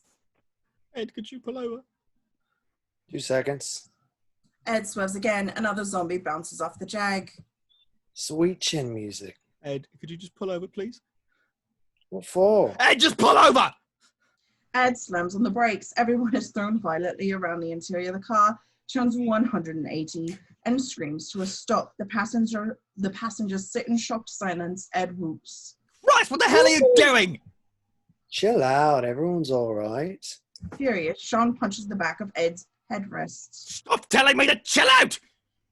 Ed huffs in sulky protest. Shaun gathers himself. And no, everyone is not all right. What's wrong? Mum, What's wrong, Pickle? Mum, it's Phillip. He's gone. Where's he gone? Mum, he's dead. No, he's not. Shaun looks at Phillip, who stares back, milky white-eyed. Undead. Shit. I'll scramble for the doors. Zombie Phillip claws hungrily at Shaun. Barbara, Liz, Ed pile out. Ed accidentally knees the hard house tape back into the stereo. It blares again. David and I struggle to get out. It won't open! It won't open! And the child locks! Ed slopes towards the door, but Liz quickly steps in before Shaun opens it. David and I fall out, followed by Shaun. He turns to see Phillip lunge at him. Shaun slams the car door shut. Safety first, Phillip. Shaun swings round and glowers at Ed. He glowers right back. Now what? The gang are out in the open. The hard house draws attention to several nearby zombies who begin to close in. We have to keep moving. How do we get Phillip out of the car? We haven't got time. What about the blunt objects? Do you want to get them? Ed nods to the slavering Phillip. Barbara looks on in shock. Shaun, we can't just leave your dad. He's not my dad. Oh, Shaun. Shaun grabs a shake at Barbara by the shoulders. Behind, we see zombie Phillip lunging forward into the front seat. He's not, Mom. Look, he was, but he's not anymore. I'm sure if we just... Look, that's not even your husband. I know it looks like him, and believe me, there's nothing of the man you love in that car now. Nothing. Behind, we see zombie Phillip reach forward and switch the hard house off. He sits back and looks almost peaceful. Let's go, shall we? You're not seriously suggesting we walk, are you? Exterior back alley. Later, Shaun walks briskly along a high-fenced back alley. Is everyone okay back there? Yeah, we're having a whale of a time. We see a gang tagging along behind them. Liz, David, Di, followed by a dazed Barbara. Ed skulks at the back, smoking. Maybe we should all hold hands, you know? Make a crocodile? You have any idea where you're going? David? Sorry, Lizzie. Do you, though? Totally. But I'll be close. Shaun peers through the fence slats to the nearby garden. The mullet-haired 50-something from the pub lies dead on the grass, surrounded by the ravenous huddle of female zombies. Pretty close. Liz looks back to the gazed Barbara, concerned. Is your mum going to be okay? I hope so. Did you manage to contact your folks? They're in Antigua. Do you think it's happening there? Hope not. Look, Liz, about last night, I know a lot of things were said, but I just wanted you to know that... Shaun, you said this wasn't about you and me. It's not. I just wanted to... You said this was about survival. Look, it is. It just... You're not going to do all this just to prove something, are you? No. Because I meant everything I said last night. Nothing has changed. A scream in the distance is answered by a chorus of distant and not so distant moans which seem to surround them. Maybe this isn't the best time to talk about it. I know. I just... Bang. Shaun walks right into... Oh my God, Shaun! Yvonne! Yvonne is heading the opposite direction with an uncannily similar bunch of friends and family. How you doing? Surviving. Hey Liz, long time no see. Hey Yvonne, haven't seen you since Yvonne replies with her dance again and turns to a party. Sorry, this is my boyfriend Declan, my dad, my friends Mark, Maggie, cousin Tom. Everyone mumbles a respective hello. This is Shaun and his girlfriend Liz. They broke up. Oh really? Yeah. Shaun looks at the ground. Yvonne looks awkward. That's a shame. Well, we should scoot. Have you got somewhere you're going? Yeah, we're going to the Winchester. The pub? Yeah. Right. Well, good luck. You too. Yvonne and Shaun hug.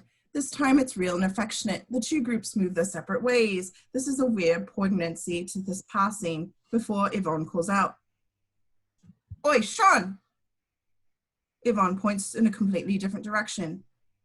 Isn't the Winchester that way? Exterior alley, afternoon, crash. A gate is kicked open. I tell you, pub's just over there. We see the Winchester sign in the distance. Just over there. What about the 20 garden fences? We crane down to reveal a line of back gardens. Shaun steps forward and peers into the next garden. What's the matter, David? Never taken a shortcut before? Shaun attempts to vault the fence in a super cool fashion.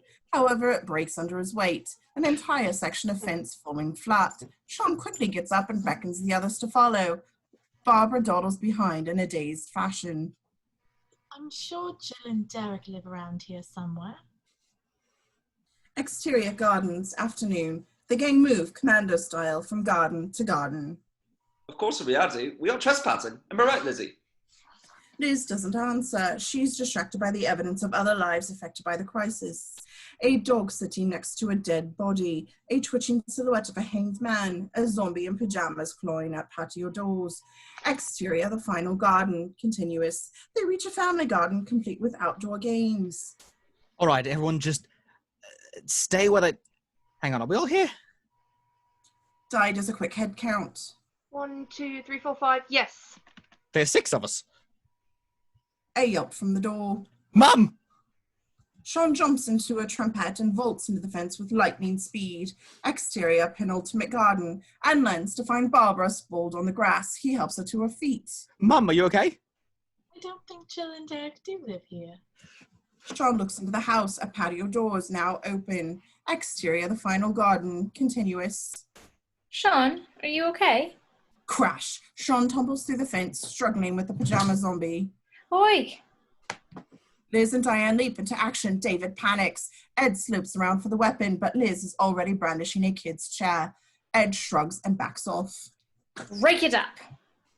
Liz whacks the pajama zombie, breaking the chair over its head. Shaun gets to his feet and turns to see David standing around and Ed texting someone. Shaun can't believe it. Shaun! Dianne pulls a swing ball out to the ground and throws it to Shaun. He looks at it, unsure what to do. Liz demonstrates a stabbing move. Shaun flips up the sharp end of the swing ball pole and drives it through the pajama zombie's chest, pinning him to a tree. Breathless, he spins round to David and Ed. Feel free to step in anytime. You seem to be doing all right. I didn't want to cramp your style. Incredulous, Shaun shakes his head. He walks over to a child's slide by the fence. I'm sorry about that. Everyone just stay where they are. I'll check and see if the coast is clear. Shaun climbs up, then climbs down. Is it clear? No. How many? Lots. We crane up over the fence to reveal 100 walking dead between them and the pub. The gang peer through the gaps. Oh, well, that's just great. There are a fair few of them. As Shaun stands a little way off, looking despondent. I trust Shaun has another genius scheme up his sleeve. This is hardly constructive, David. No, Lizzie, this is a waste of time. We should have stayed at the flat. Why didn't you? Because what? Because of Captain Wow. Will you stop it? We're not going to get anywhere by moaning. Alton, the pajama zombie, it's alive, but stuck on the swing ball pole. The ball too big for the hole made by the shaft. It moans, frustrated. Dianne has an idea. Exterior final garden, moments later. The gang stands studying the captive pajama zombie. Right, shake it out, get nice and limber. Have another look at the way he moves. Remember, it's very limp, almost like sleepwalking. And look at his face, vacant with a hint of sadness, like a drunk who's lost a bet. And the voice, it's a glottal rumble with a neutral ah. Okay, everyone, let's have a look, shall we? They all do their zombie impressions. Liz gives a good moan. Nice, good vocal work, Liz. Barbara's glazed over. Barbara, that is excellent. I'm sorry, dear, I was miles away. Daph's? Dianne moves on. David gives a lackluster performance. Oh, come on. I feel silly. Just try to make yourself very loose. David tries again. It's exactly the same. It's mournful, sorrowful. You're dead and you hate it. David tries again. It's still the same. Better. Ed? I'll do it on the night. This is the night. Ed makes a sarcastic zombie noise. Shaun tuts. What about yours? What?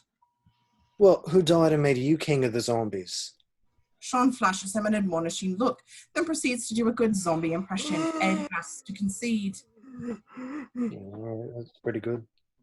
Okay, now let's all try it together. 1, 2, 3. Exterior of the street outside the Winchester. Evening. Doing their zombie impersonations, the gang slowly moves towards the pub. They are surrounded by legions of genuine zombies. Who seems to be falling for it, despite only Shaun effort whatsoever. David is still stiff with fear, Ed isn't trying, and Barbara is just glazed. They reach the pub door and surreptitiously bang on it. It's locked. The gang speak in whispers between their fake moans. Get around me. The gang surround Shaun. He kneels at the letterbox. John! Bernie, are you there? John! John! Bernie! Some of the nearby zombies are faintly suspicious. John and Ed, we come in all the time. Not working. We did the quiz. They can hear you. You know, QWA, quizzes with attitude. They know. Stay in character, Dax. I don't see them. More zombies cotton on to the gang's noise. Liz over Barbara, who is now rifling around in her handbag. Is everything okay, Barbara? Sure, I had some tissues in here. Shaun, we've got to get inside. Break the window. Don't be stupid, we'll be totally exposed. We are totally exposed. Break the window. Is there another way in, Shaun? Well, there's a...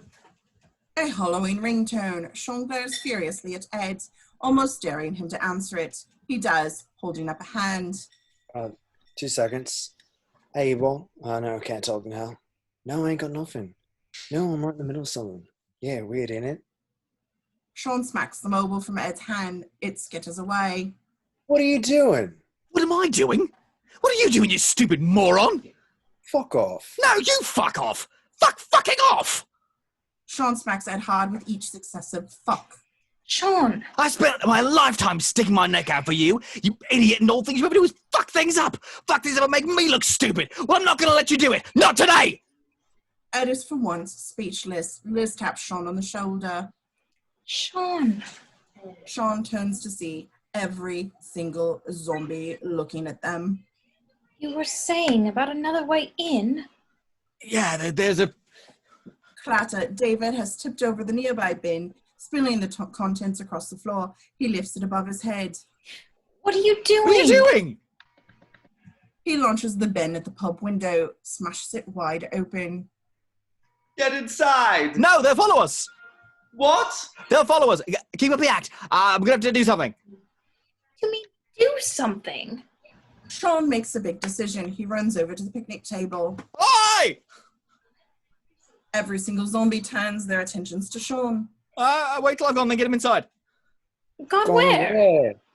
I won't be gone long. Promise. Shaun looks at Ed, who's back. Concerned, at the moment of silent understanding, Shaun jumps down right into the thick of the approaching hordes and sprints off, yelling, waving his arms, drawing all of the zombies away. He disappears out of sight. The gang are all shocked by this, particularly Ed. Shall we go in then? As the gang move toward the pub, Barbara picks up the bunch of flowers from the strewn rubbish and looks at the card. Come on, Barbara, leave them. But they're for me. As Liz helps Barbara through the window, a single zombie, the dead Irish Spencer, turns to see them disappear inside. Interior, the Winchester. Later, camera pans 360 around the pub lounge. It's deserted, lit only by fading shafts of daylight. The curtains have been drawn over the broken window and billow ominously. We find Liz and Dianne sitting silently with Barbara, staring openly. Ed stands forlornly at the fruit machine. David pays.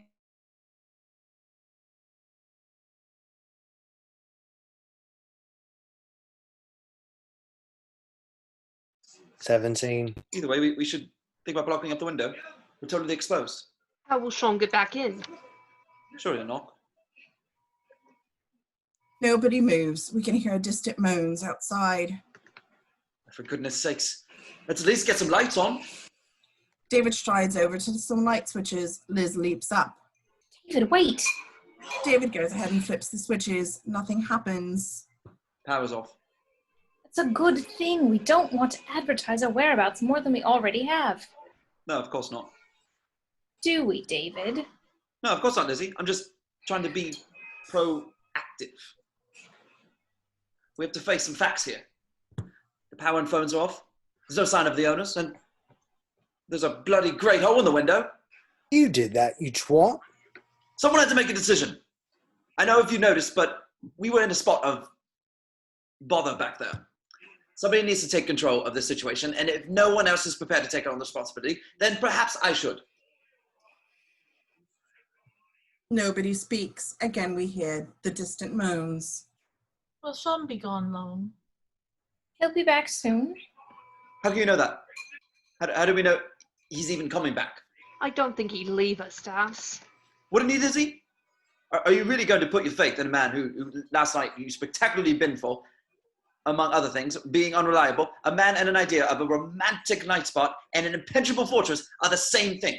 A pub? We're in a pub. What the hell are we even going to do? I could get around in. Will Shaun be gone long? Look, let's just keep quiet and wait for Shaun. We can barricade the window when he gets back. Okay, then what? I mean, how long are we going to be here? Hours? Weeks? What about food? What are we going to eat? Toasties? Yeah, there's a Breville out back. Phew. That's okay then. Oh wait, there's no power! Shut up. We've got plenty of bar snacks. Well, as long as we've got nibbles, we're saved. They must be why Shaun dragged us here. Dragged us here and bucket off. He's coming back. Why? Because he promised. Even if he does come back, do you really think his master plan will extend to anything than sitting in the dark eating peanuts? He's just stroll in and make everything okay, is he? I don't know, David. I don't know any more than you do. What I do know is that we're here now and we have to make the best of it. Ed, get me a double vodka. Right, you are. I'll have one too, actually. Would you like a drink, Barbara? Hello. Yeah, fuck it. Let's all get bladdered, shall we? Great idea. Why don't we just have some nibbles while we're at it, David glances behind the bar and rifles through the boxes of snacks before petulantly throwing them out into the lounge. Got mini cheddars. David. Got twiglets. Stuffs. We've got hoglops. A hand snatches them from midair, a perfect catch. Pickle. Hello, Mum. Shaun is back, striding in from behind the bar. There's a shock of delight from all but David. Shaun strolls over to Liz. Everyone okay? Shaun pops a pork scratching into his mouth. Any signs of John and Bernie? We haven't seen him. Did you check upstairs? Shaun goes to the back corner and tries a door marked private. He forces it a little. It won't open. I think it's locked. What's the phone situation? Dead. Same as the power. Shaun nods and takes stock. He offers Liz a scratchings. Nice of you to join us. I promised, didn't I? David steps in. How did you lose them? I just gave him a slip. It wasn't too difficult. They're not all that. Shaun casually leans back against the bar. So you haven't been bitten then? Do I look like I've been bitten? David eyes Shaun's blood-stained shirt suspiciously. Yes. Well, look, this is all from earlier, and I think this is Phillip. What's that? Pen. And how did you get in? Well, there is a back door through the yard. I tried to tell you before you went and smashed the window. What stopped you? You went and smashed the window. I wasn't the one blowing our cover by having a tip with my boyfriend. Is that my boyfriend? A freshly pulled pint slides down the bar into Shaun's hand. Might be a bit warm. Cool us off. Thanks, babe. Shaun takes a long swig. Everyone looks at him expectantly. So what's the plan then? Time cut to interior of the Winchester, evening. Anybody want a peanut? The gang sit in the dark, in their opening scene positions at the usual table. Barbara is huddled nearby, empty glasses and a mountain of empty snack packets on the table. Chairs and tables are stacked against the doors and windows. The general mood has soured. David looks at Shaun smugly. How about another drink? Nobody does. Shaun looks to the pool table. How about pool? Again, no response. Probably a bit noisy with the ball release and... Shaun fiddles with his biomat. Hey, why don't you do Clyde? Nah. Have you ever seen Every Which Way But Loose? Ed does the most amazing impression. No, it's not. Yes, it is. Now, come on, do it. No. But it's brilliant. You built it up too much now. Go on, it's funny. Yes, come on, Ed, let's see it. Yeah, come on. I'm not a performing monkey. Barbara leans forward and reads Ed's t-shirt. I got wood. No one speaks. A street light flicks on the outside. Shaun looks out. Power's on. No, I've already tried it. But the grid isn't out. It's just the fuses. I'll switch them back on. What about the lights?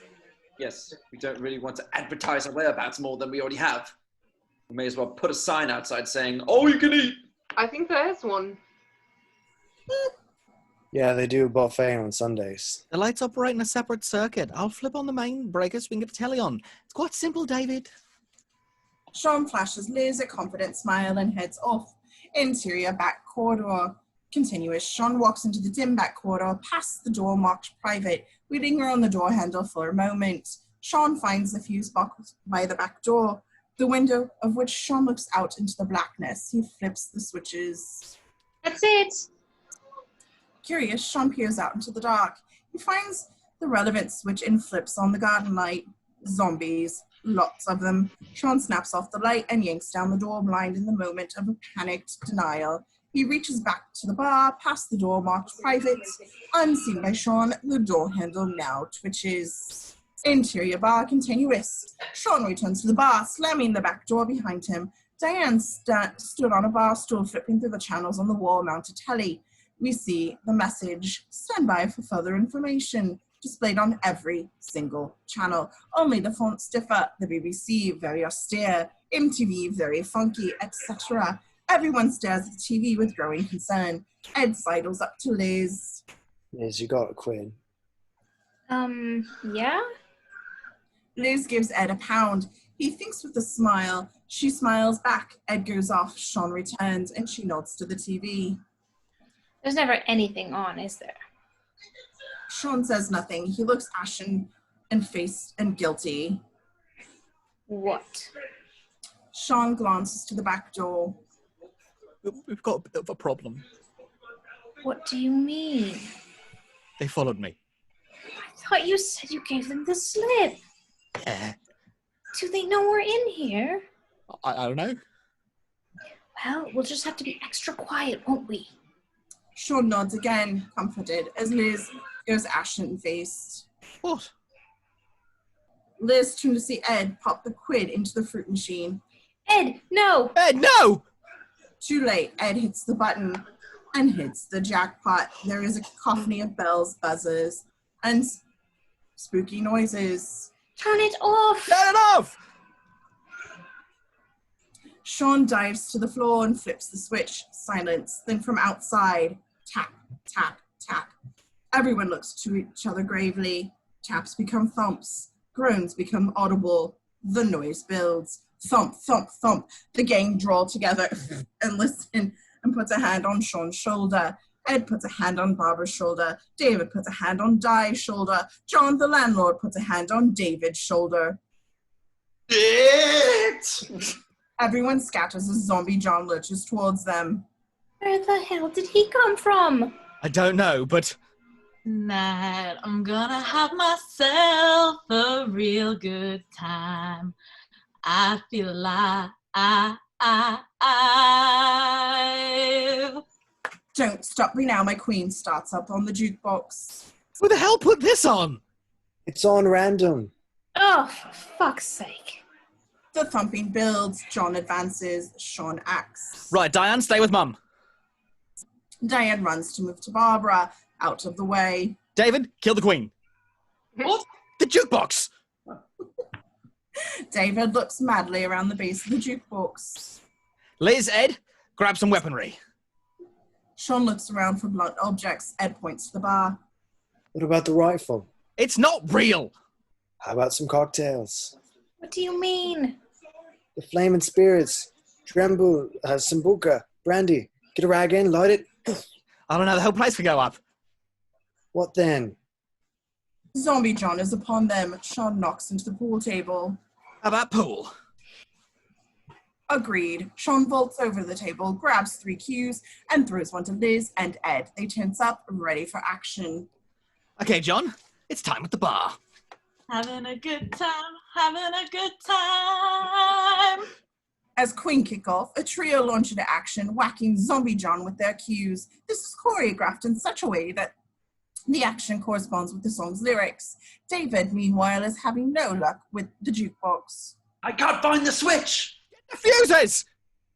David runs off to the interior back corridor. David sees the fuse box. Panicked, he hits everything. The pub lights flash, illuminating a sea of zombies. Interior bar, continuous. Shaun, Liz, and Ed, subject to Zombie John, to a trolley of blows. He catches Ed's cue and breaks it in half. Interior corridor. David desperately flicks for more switches. The backyard light comes on, throwing zombie shadows into the blind. David freaks out and backs away, moving past the door marked private, which is now slowly opening to reveal Zombie Bernie in her slippers. David yells and retreats into interior bar, continuous. David slams the corridor and barricades with chairs. Why is Queen still on? I couldn't find the switch! Zombie John rounds on Liz, pushing her back over the table. Ed gives up his broken cue and runs off. Ed! 2 seconds. Shaun! Liz gets back up, brandishing a fire extinguisher. She lets it off in Zombie John's face. When the gas clears, Zombie John's face is iced with frost, but he keeps coming. Shaun! Shaun turns. Dianne plucks 3 darts from the dartboard. She flings the first. It wedges into the bar post. The second dart hits John in the chest. Yes! The third hits Shaun. He yelps in agony. No! Shawnee. Shaun looks up, a dart protruding painfully from his head. Ed is behind the bar, the rifle in his hand. He throws it through the air despite the pain, and Shaun catches it. He looks at the rifle in frustration, and then when one almighty blow of the butt sends John's head backwards into the jukebox. Sparks fly, Queen stops, and John drops. Why didn't you shoot him, man? Because it's... Bang, the rifle goes off. Shaun is thrown backwards, optics shatter behind Ed. His jaw drops with joy. I fucking knew it. What did I say? Big Al was right. Shaun gets up, looks at the smoking rifle, then Ed. Okay. But dogs can look up. Interior, the Winchester. Drawers and cupboards are open, shelves cleared. A box of shells is discovered. Shaun has his work tie wrapped around his head. The rifle lies on the bar. Thumping from outside is louder as ever. Has anyone fired a gun before? Oh, yes. Apart from Ed. I'm a pacifist. Apart from David and Ed. I have. Good. Where? In a production of Lear, all the military were played by women. It was a starter pistol. Not really a serious qualification. We took it to the Edinburgh Festival. Sorry, what's Ed's experience? He shot his sister in the leg with an air rifle. Why? She asked me to. I think you should do it. I think we should all do it. How could 5 people operate one gun? Look, none of us really have any experience, okay? And we've only got... Ed glances into the box of shells and shakes them. 29. 29 bullets. Call them shells. 29 shells. So we should work together on this. We need someone to help you reload and everyone else to look out. I'll fire. As Bertrand Russell once said, the only thing that will redeem mankind is cooperation. And we can all appreciate the relevance of that now. Did you get that off the back of a beer mat? Guinness extra cold. I won't say anything. Crash. The barricade of tables by the broken window shutters. They definitely want to come in. Liz, can you get Mom out of the way? Ed, give me some shells. David, Di, over here. Crossing. Liz goes to Barbara, who still clutches the flowers and leads off. Barbara focuses on Liz and smiles. Barbara, Hello. do you want to come with me? Oh yes, that would be lovely. It's nice to meet you finally. Shaun's always talking about you. Really? I've got something for you. Barbara, I really ought to... Barbara produces an ornate ring on a chain around her neck. Shaun's father gave me this. Shaun's real father, that is Phillip, never minded. I've kept it for 27 years. Liz smiles, unsure how to react. I want you to have it. Barbara, me and Shaun have... It's only right. Barbara pushes the ring into Liz's hand and winces. Liz looks down, a tissue protruding from Barbara's sleeve suddenly blushes dark red. Liz pushes the sleeve up. Beneath the wad of soaked tissues is a large bite. I didn't want to say anything. I thought Shaun would be worried. Shaun looks over to Barbara and Liz. Something is wrong. Liz? Here they come. Crash. The barricade of chairs and tables topples. Hands push the curtains. Shaun has no choice but to fight. Get behind me, get behind me. There's one. Die points. A dead face peers into the bar. Shaun takes aim. Sorry, we're closed. Click. Nothing. Everyone looks at the rifle. Shaun shakes it. That happened to me on stage. Hit the safety button. Cock it. Shaun looks from Ed to the rifle. He cocks it and fires. Bang, bang, bang. The zombie falls back, pulling into the curtains with it. Crash. The window in the right-hand door goes. Zombies claw to get in. Diane sees them first. Over there. Over where? Bang. 3 o'clock. The team spins around as a unit. Shaun fires through though his aim is erratic. Another zombie clambers in at the first breach. Bang, bang. Ooh, over there. 11:45. What? Bang. 11:45. Keep it simple.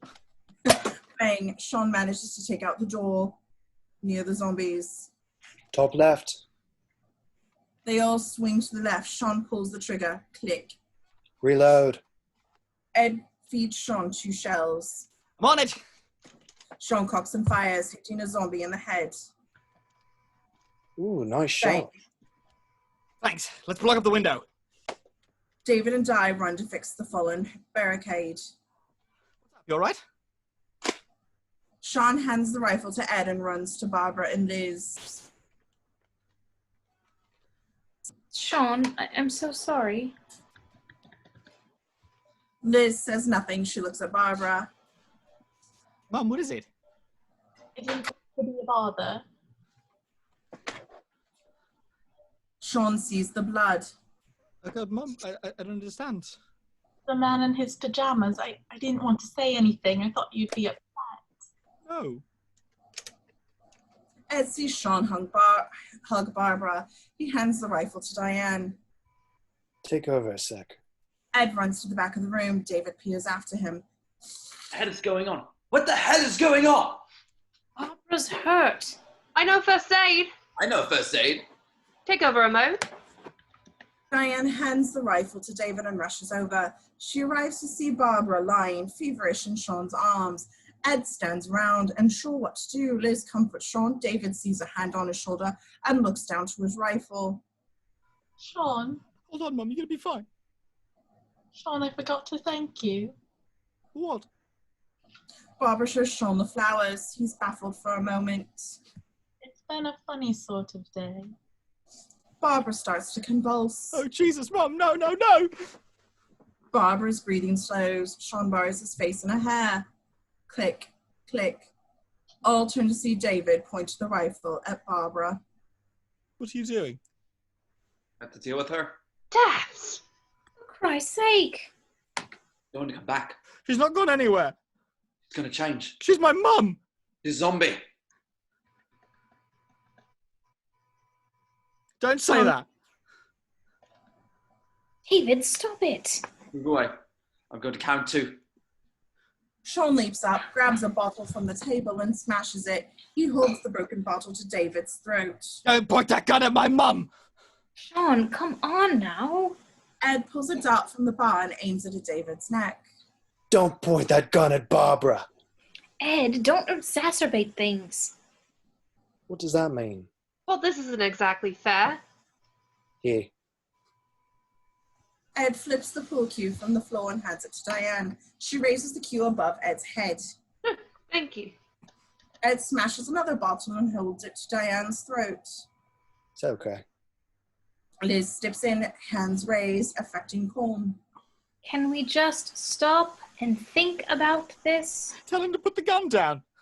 To take the ball away from my throat. Oh, grow up. It's gonna change, Lizzie. She'll change it. Kill us all. You know, I'm right. Your ex can't seem to grasp that. That's what it is, isn't it? It's just me. He doesn't like me. He never has. He's always hated me, and now he wants to shoot my mum. She's not. You've always looked down your nose at me. You never thought I deserved her, that I was good enough. Good enough. What are you talking about? Oh, we all know that you're in love with Liz. That's not true. Oh, yes, it is. It's not true. Yes, it is. What? I know you only hung out with me at college to get close to Liz, and when she knocked you back, I was there to pick up the pieces. I've come to terms with that, Dav, so why can't you? David flushes red and stammers to Liz. Liz, I want you to know that my feelings for you are essentially... David, please. There are slightly more pressing matters at hand here. Yeah, like the fact that Daph's here is pointing a gun at my mother. I'm not the one being unreasonable, pickle. Oh, for Christ's sake, she's not dead. You said it yourself about your stepdad. Dad. She's finished. Stop being such a hypocrite. You're the one who's gone from chartered accountant to Charlton Heston. I'm not a chartered accountant. Yeah, well, you look like one. Yeah. I'm a lecturer. You're a twat. Yeah. She's not your mum anymore. Any second now, she'll be just another zombie. Don't say that. We're not using the Z word. Please, can we all calm the fuck down? The shouting excites the zombies, clamoring to get in. Now, I can see what David is trying to say, But is he? even if he is being a twat. Yup. David fizzes with indignation. And Shaun, look at me. I can't begin to imagine how hard this must be for you, but we can't afford to fall apart. Shaun, babe, I know you don't want to hear this, but...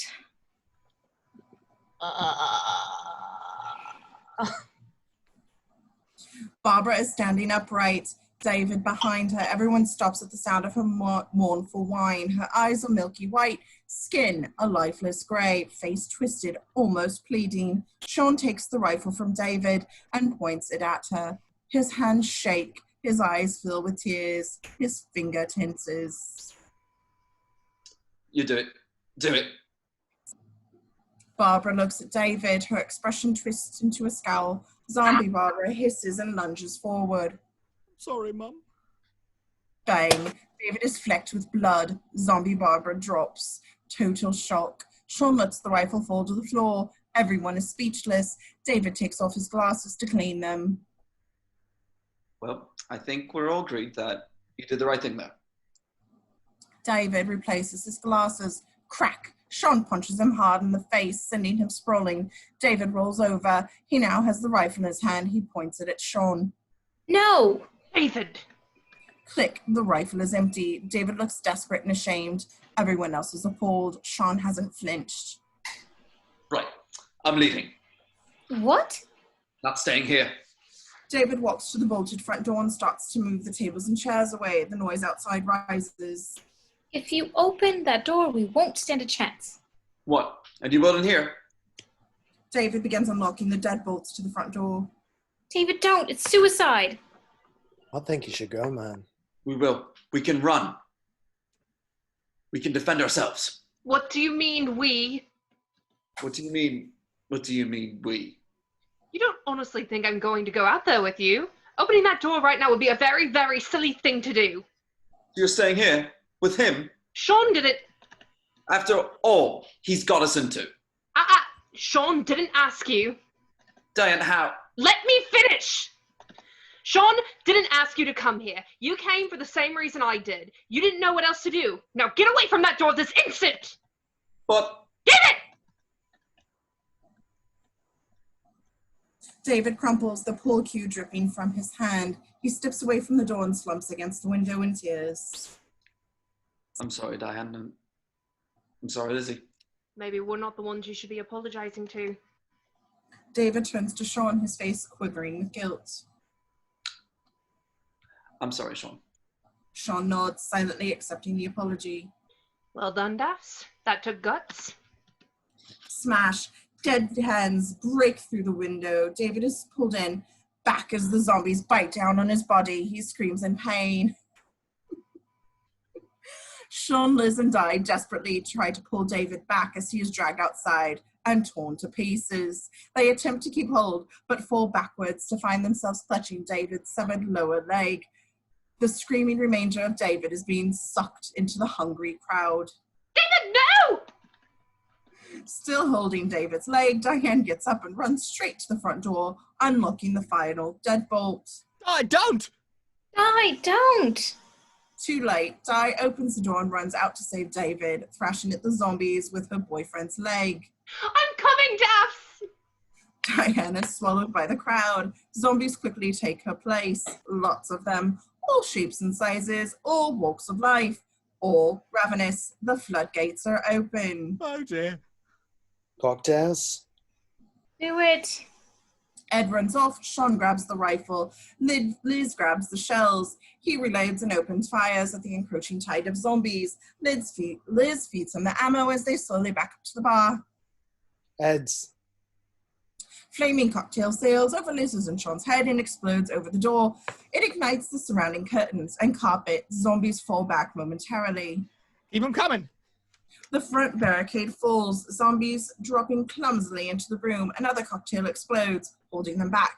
The back door shifts, the barricade of tables and chairs fall. Dead hands reach into the bar, grabbing Ed's neck.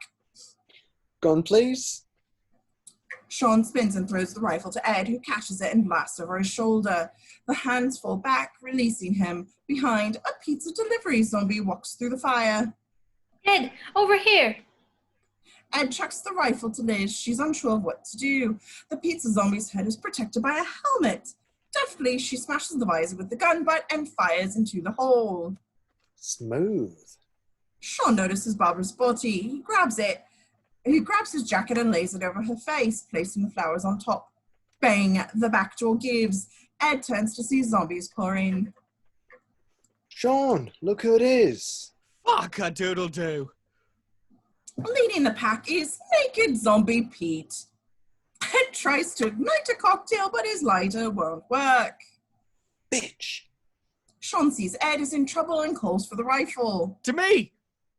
Liz chucks him the rifle. Zombie Pete lunges at Ed.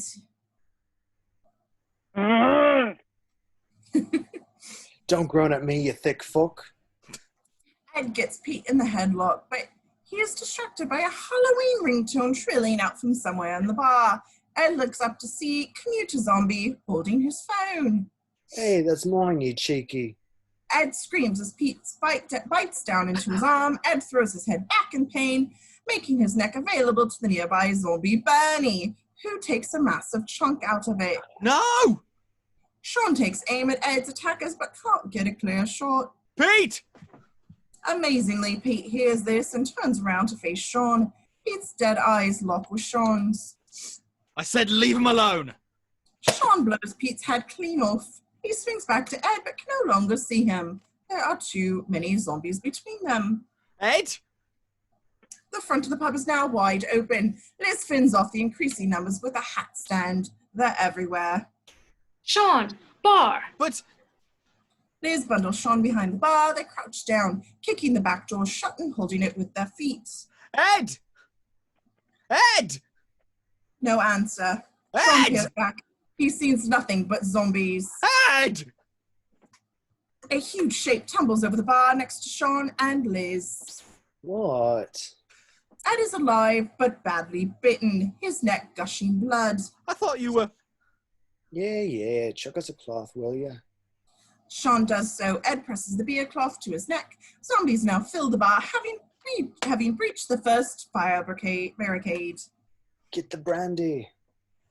Shaun grabs the bottle of brandy and offers it to Ed. Not for me, you tit. Smash it on the bar. Shaun jumps up and smashes the bottle. He grabs his lighter and ignites the spirit. Flames rip along the bar, new firewall erupts, and Shaun rejoins Ed and Liz, triumphant. Where are the bullets? Call them shells. Where are the shells? Shaun jumps up again to retrieve the shells from the bar. He burns his fingers and crouches down again, sucking his thumb.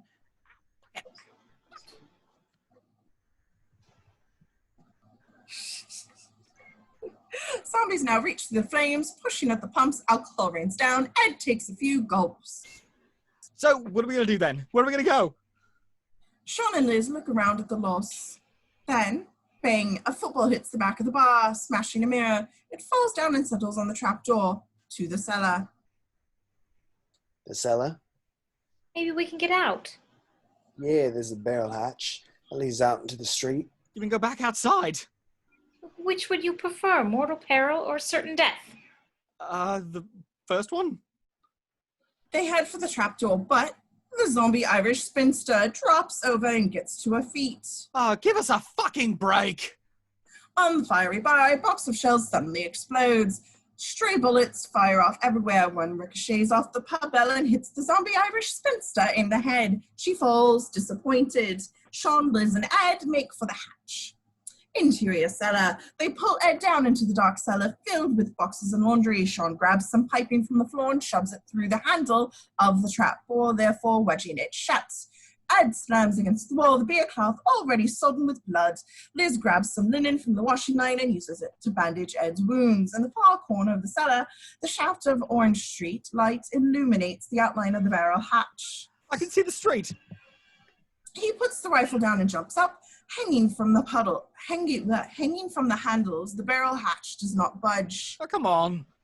Shaun pulls frantically before dropping down. He tries again, desperately trying to force open the hatch. Come on! Liz watches with increasing air of disappointment. Shaun. Why won't it open? Shaun drops down again and slides down the wall, utterly defeated. He laughs grimly. So that's it then. We're trapped. Let's go to the Winchester. Who the fuck came up with that idea? Oh man, I've really ballsed this up. Liz leaves Ed and sits with Shaun on the floor. The noise from upstairs is muffled, the cellar oddly quiet. No, you haven't. I have, Liz. I'm useless. I couldn't save us. I couldn't save Di and David. I couldn't even save my own mum. I should have been there. I can't. You shouldn't feel so responsible. You tried. You did something. That's what counts. God knows where we'd be if you hadn't. I suppose. The cellar door shakes violently. Liz and Shaun look at it. Do you think they'll get through? Yeah. How many shells have we got left? 2. I guess we could take out a few of them if they stand in a line. I wasn't thinking about them. I know. Shaun looks around at the surrounding bottles and barrels. Can we just drink ourselves to death? I don't think we've got the time. The cellar door shutters again. Shaun looks at the rifle. There's only 2 shells. What about Ed? Well, I don't mind being eaten. How are we going to do this? I don't know. I suppose one of us has to go first? Maybe one of us has to do the other and do themselves? Maybe you should do me first. I'll only muck it up if I have to do myself. Shaun briefly mimes this out, then shakes his head. You know, I really don't think I've got it in me to shoot my mum, my flatmate, and my girlfriend all on the same evening. What makes you think I've taken you back? The cellar door buckles, the copper pipe bends. You don't want to die single, do you? They laugh and look deeply into each other's eyes. Actually, I would like to be shot. Besides, I've changed, you know. Haven't had a fag since yesterday, I promise. He hasn't? Maybe we should have one now. Liz takes out a crumpled packet of cigarettes. Shaun looks shocked. Liz smiles innocently. You left them in my room. They were in the bin. I was desperate. Cheeky monkey. They each take a cigarette. Liz shrugs. I'm sorry. I won't say anything. Shaun ignites his lighter. The flame illuminates a red button on the wall above a sign reading, "Way Out." Shaun holds the lighter up to reveal an electric door mechanism they were sitting on the service lift all along. He and Liz exchange a look. They nod. A silent agreement. Crack. The cellar door splinters. The dead fingers claw through the smoke. As the smoke thickens, they are almost inside. Shaun runs to Ed's side. He is pale and visibly fading. Come on, we're leaving. I might just stay here. But we can get out. I think you two should make a go of it. What are you talking about? I'll only hold you back. Shaun looks at his friend and realizes he's right. With a somber nod, he offers Ed the rifle. Don't you want it? Nah, you have it. I can't hit anything with it anyway. Ed takes the rifle from Shaun. I'm sorry, Ed. For what? Sorry I shouted at you earlier. It's alright. I'm sorry too. It's okay. No. Sorry, Shaun. Shaun puzzles before his expression turns to disgust. Ed laughs. Shaun winces as he covers his nose and mouth. Oh, Jesus, that's not funny. I'll stop doing it when you stop laughing. I'm not laughing. The cellar door finally gives. Smoke now pours through. Better be off. Shaun looks at Ed, a silent goodbye. He joins Liz on the service lift. She has found an old fire axe and a large chain. Shaun chooses the axe. Liz hits the red button. The service hatch open and Shaun and Liz are bathed in orange streetlight. The lift starts to ascend. Bye, Ed. Love you. Cheers. I love you too, man. Gay. Ed disappears from view, lost amid the thick smoke and encroaching moans. As Shaun and Liz reach exterior, the outside. Shaun and Liz rise up onto the street. A shot rings out from the cellar beneath. Shaun and Liz exchange a look. It's just them now. This is an army of advancing zombies. Ready? Ready. They both raise their weapons, ready to fight on together. The chorus of moans is now deafening, but then another sound, an engine roaring, approaching fast. Shaun and Liz are dazzled by bright headlights as one of the convoy of military trucks mounts the curb next to the Winchester, knocking down several zombies flying. Figures leap from the back, orders back, shots are fired. Shaun and Liz are disoriented until they hear, "Oh my God, Shaun!" A smaller figure moves in front of the headlights. Shaun squints into the glare. Yvonne? Yvonne steps forward, her face becoming visible. "How are you doing?" Shaun and Liz exchange a look. Surviving. Surviving. They're taking us somewhere safe. Thought you might want to tag along. It's just the two of you. Shaun and Liz nod somberly. Well, glad somebody made it. Yvonne beckons Shaun and Liz towards the back of the truck. With the sound of gunfire and the pitch of battle echoing around them, they disappear into the blinding light. Dissolve to caption 6 months later. White noise flips to news. The trouble reporter from earlier, now very calm and being interviewed as an authority on the subject. These beings, these creatures, or used to correct scientific terminology, zombies, pose the greatest threat. Phillip, we see footage of the military force racing down suburban streets, saving people from houses. It's a testament to the combined forces of the military that the law is restored, and of course we now realize the phenomenon resulted from the use of Phillip, a trashy American documentary. Quick cut to NTSC footage of zombies and shootings. Next, we'll hear a story of a 10-year-old Isaac Baumgarten who fought off the reanimated corpses of his extended family. It's all coming right up on Zombies from Hell. Flip, a serious documentary. Of course, the fact that the mobile deceased still have primal instincts and trace cognitive thought. We see zombies headed toward the cage in the back of a lorry. Makes them ideal recruitment for service industry. We see Zombie Noel in overalls pushing shopping trolleys. And because we know the condition is caused by, Phillip, heated discussion on Trisha, a young woman, is sat on a stage. A corner graphic reads, "I married a monster." People say it's wrong, but he's still my husband, you know. In the next chair to the young woman sits a figure in the semi-darkness. Trisha looks on sympathetically. I still love him. Still got the ring on me finger, Trisha. Flip, a lame game show with lumbering undead contestants on bouncy obstacle courses. An unseen commentator giggles. Interior house day. Bare feet lumber into shots. Slowly we pan up on Shaun. His face is tired but happy. He yawns. We are back in the lounge. The room is tidy, but the decor is a little different, more homely. There are photos of Shaun and Liz on the wall, next to 2 mounted rifles and posters advertising a club at which Shaun now DJs. We also see pictures of David and Di and Barbara and Phillip arranged like little shrines. Liz sits on the sofa, idly flicking through the cable channels. She's wearing Barbara's ring. Shaun kisses her. Hello. Hello. So what's the plan then? Right, we have a cup of tea, then we go to the Sundays, head down to the Phoenix for a roast, bed down the pub for a bit, then wander back, watch a bit of telly, and go to bed. Perfect. I'll get the kettle on. Nice. Can I have 2 sugars? Ooh, adventurous. Just actually gonna pop to the garden, actually. Go on then. 2 seconds. Interior shed moments later. Shaun opens the repaired shed door. The interior is dimly lit by a flickering light. Shaun sits down and picks up a game controller. She presses and then presses a button. A voice booms. Player 2 has entered the game.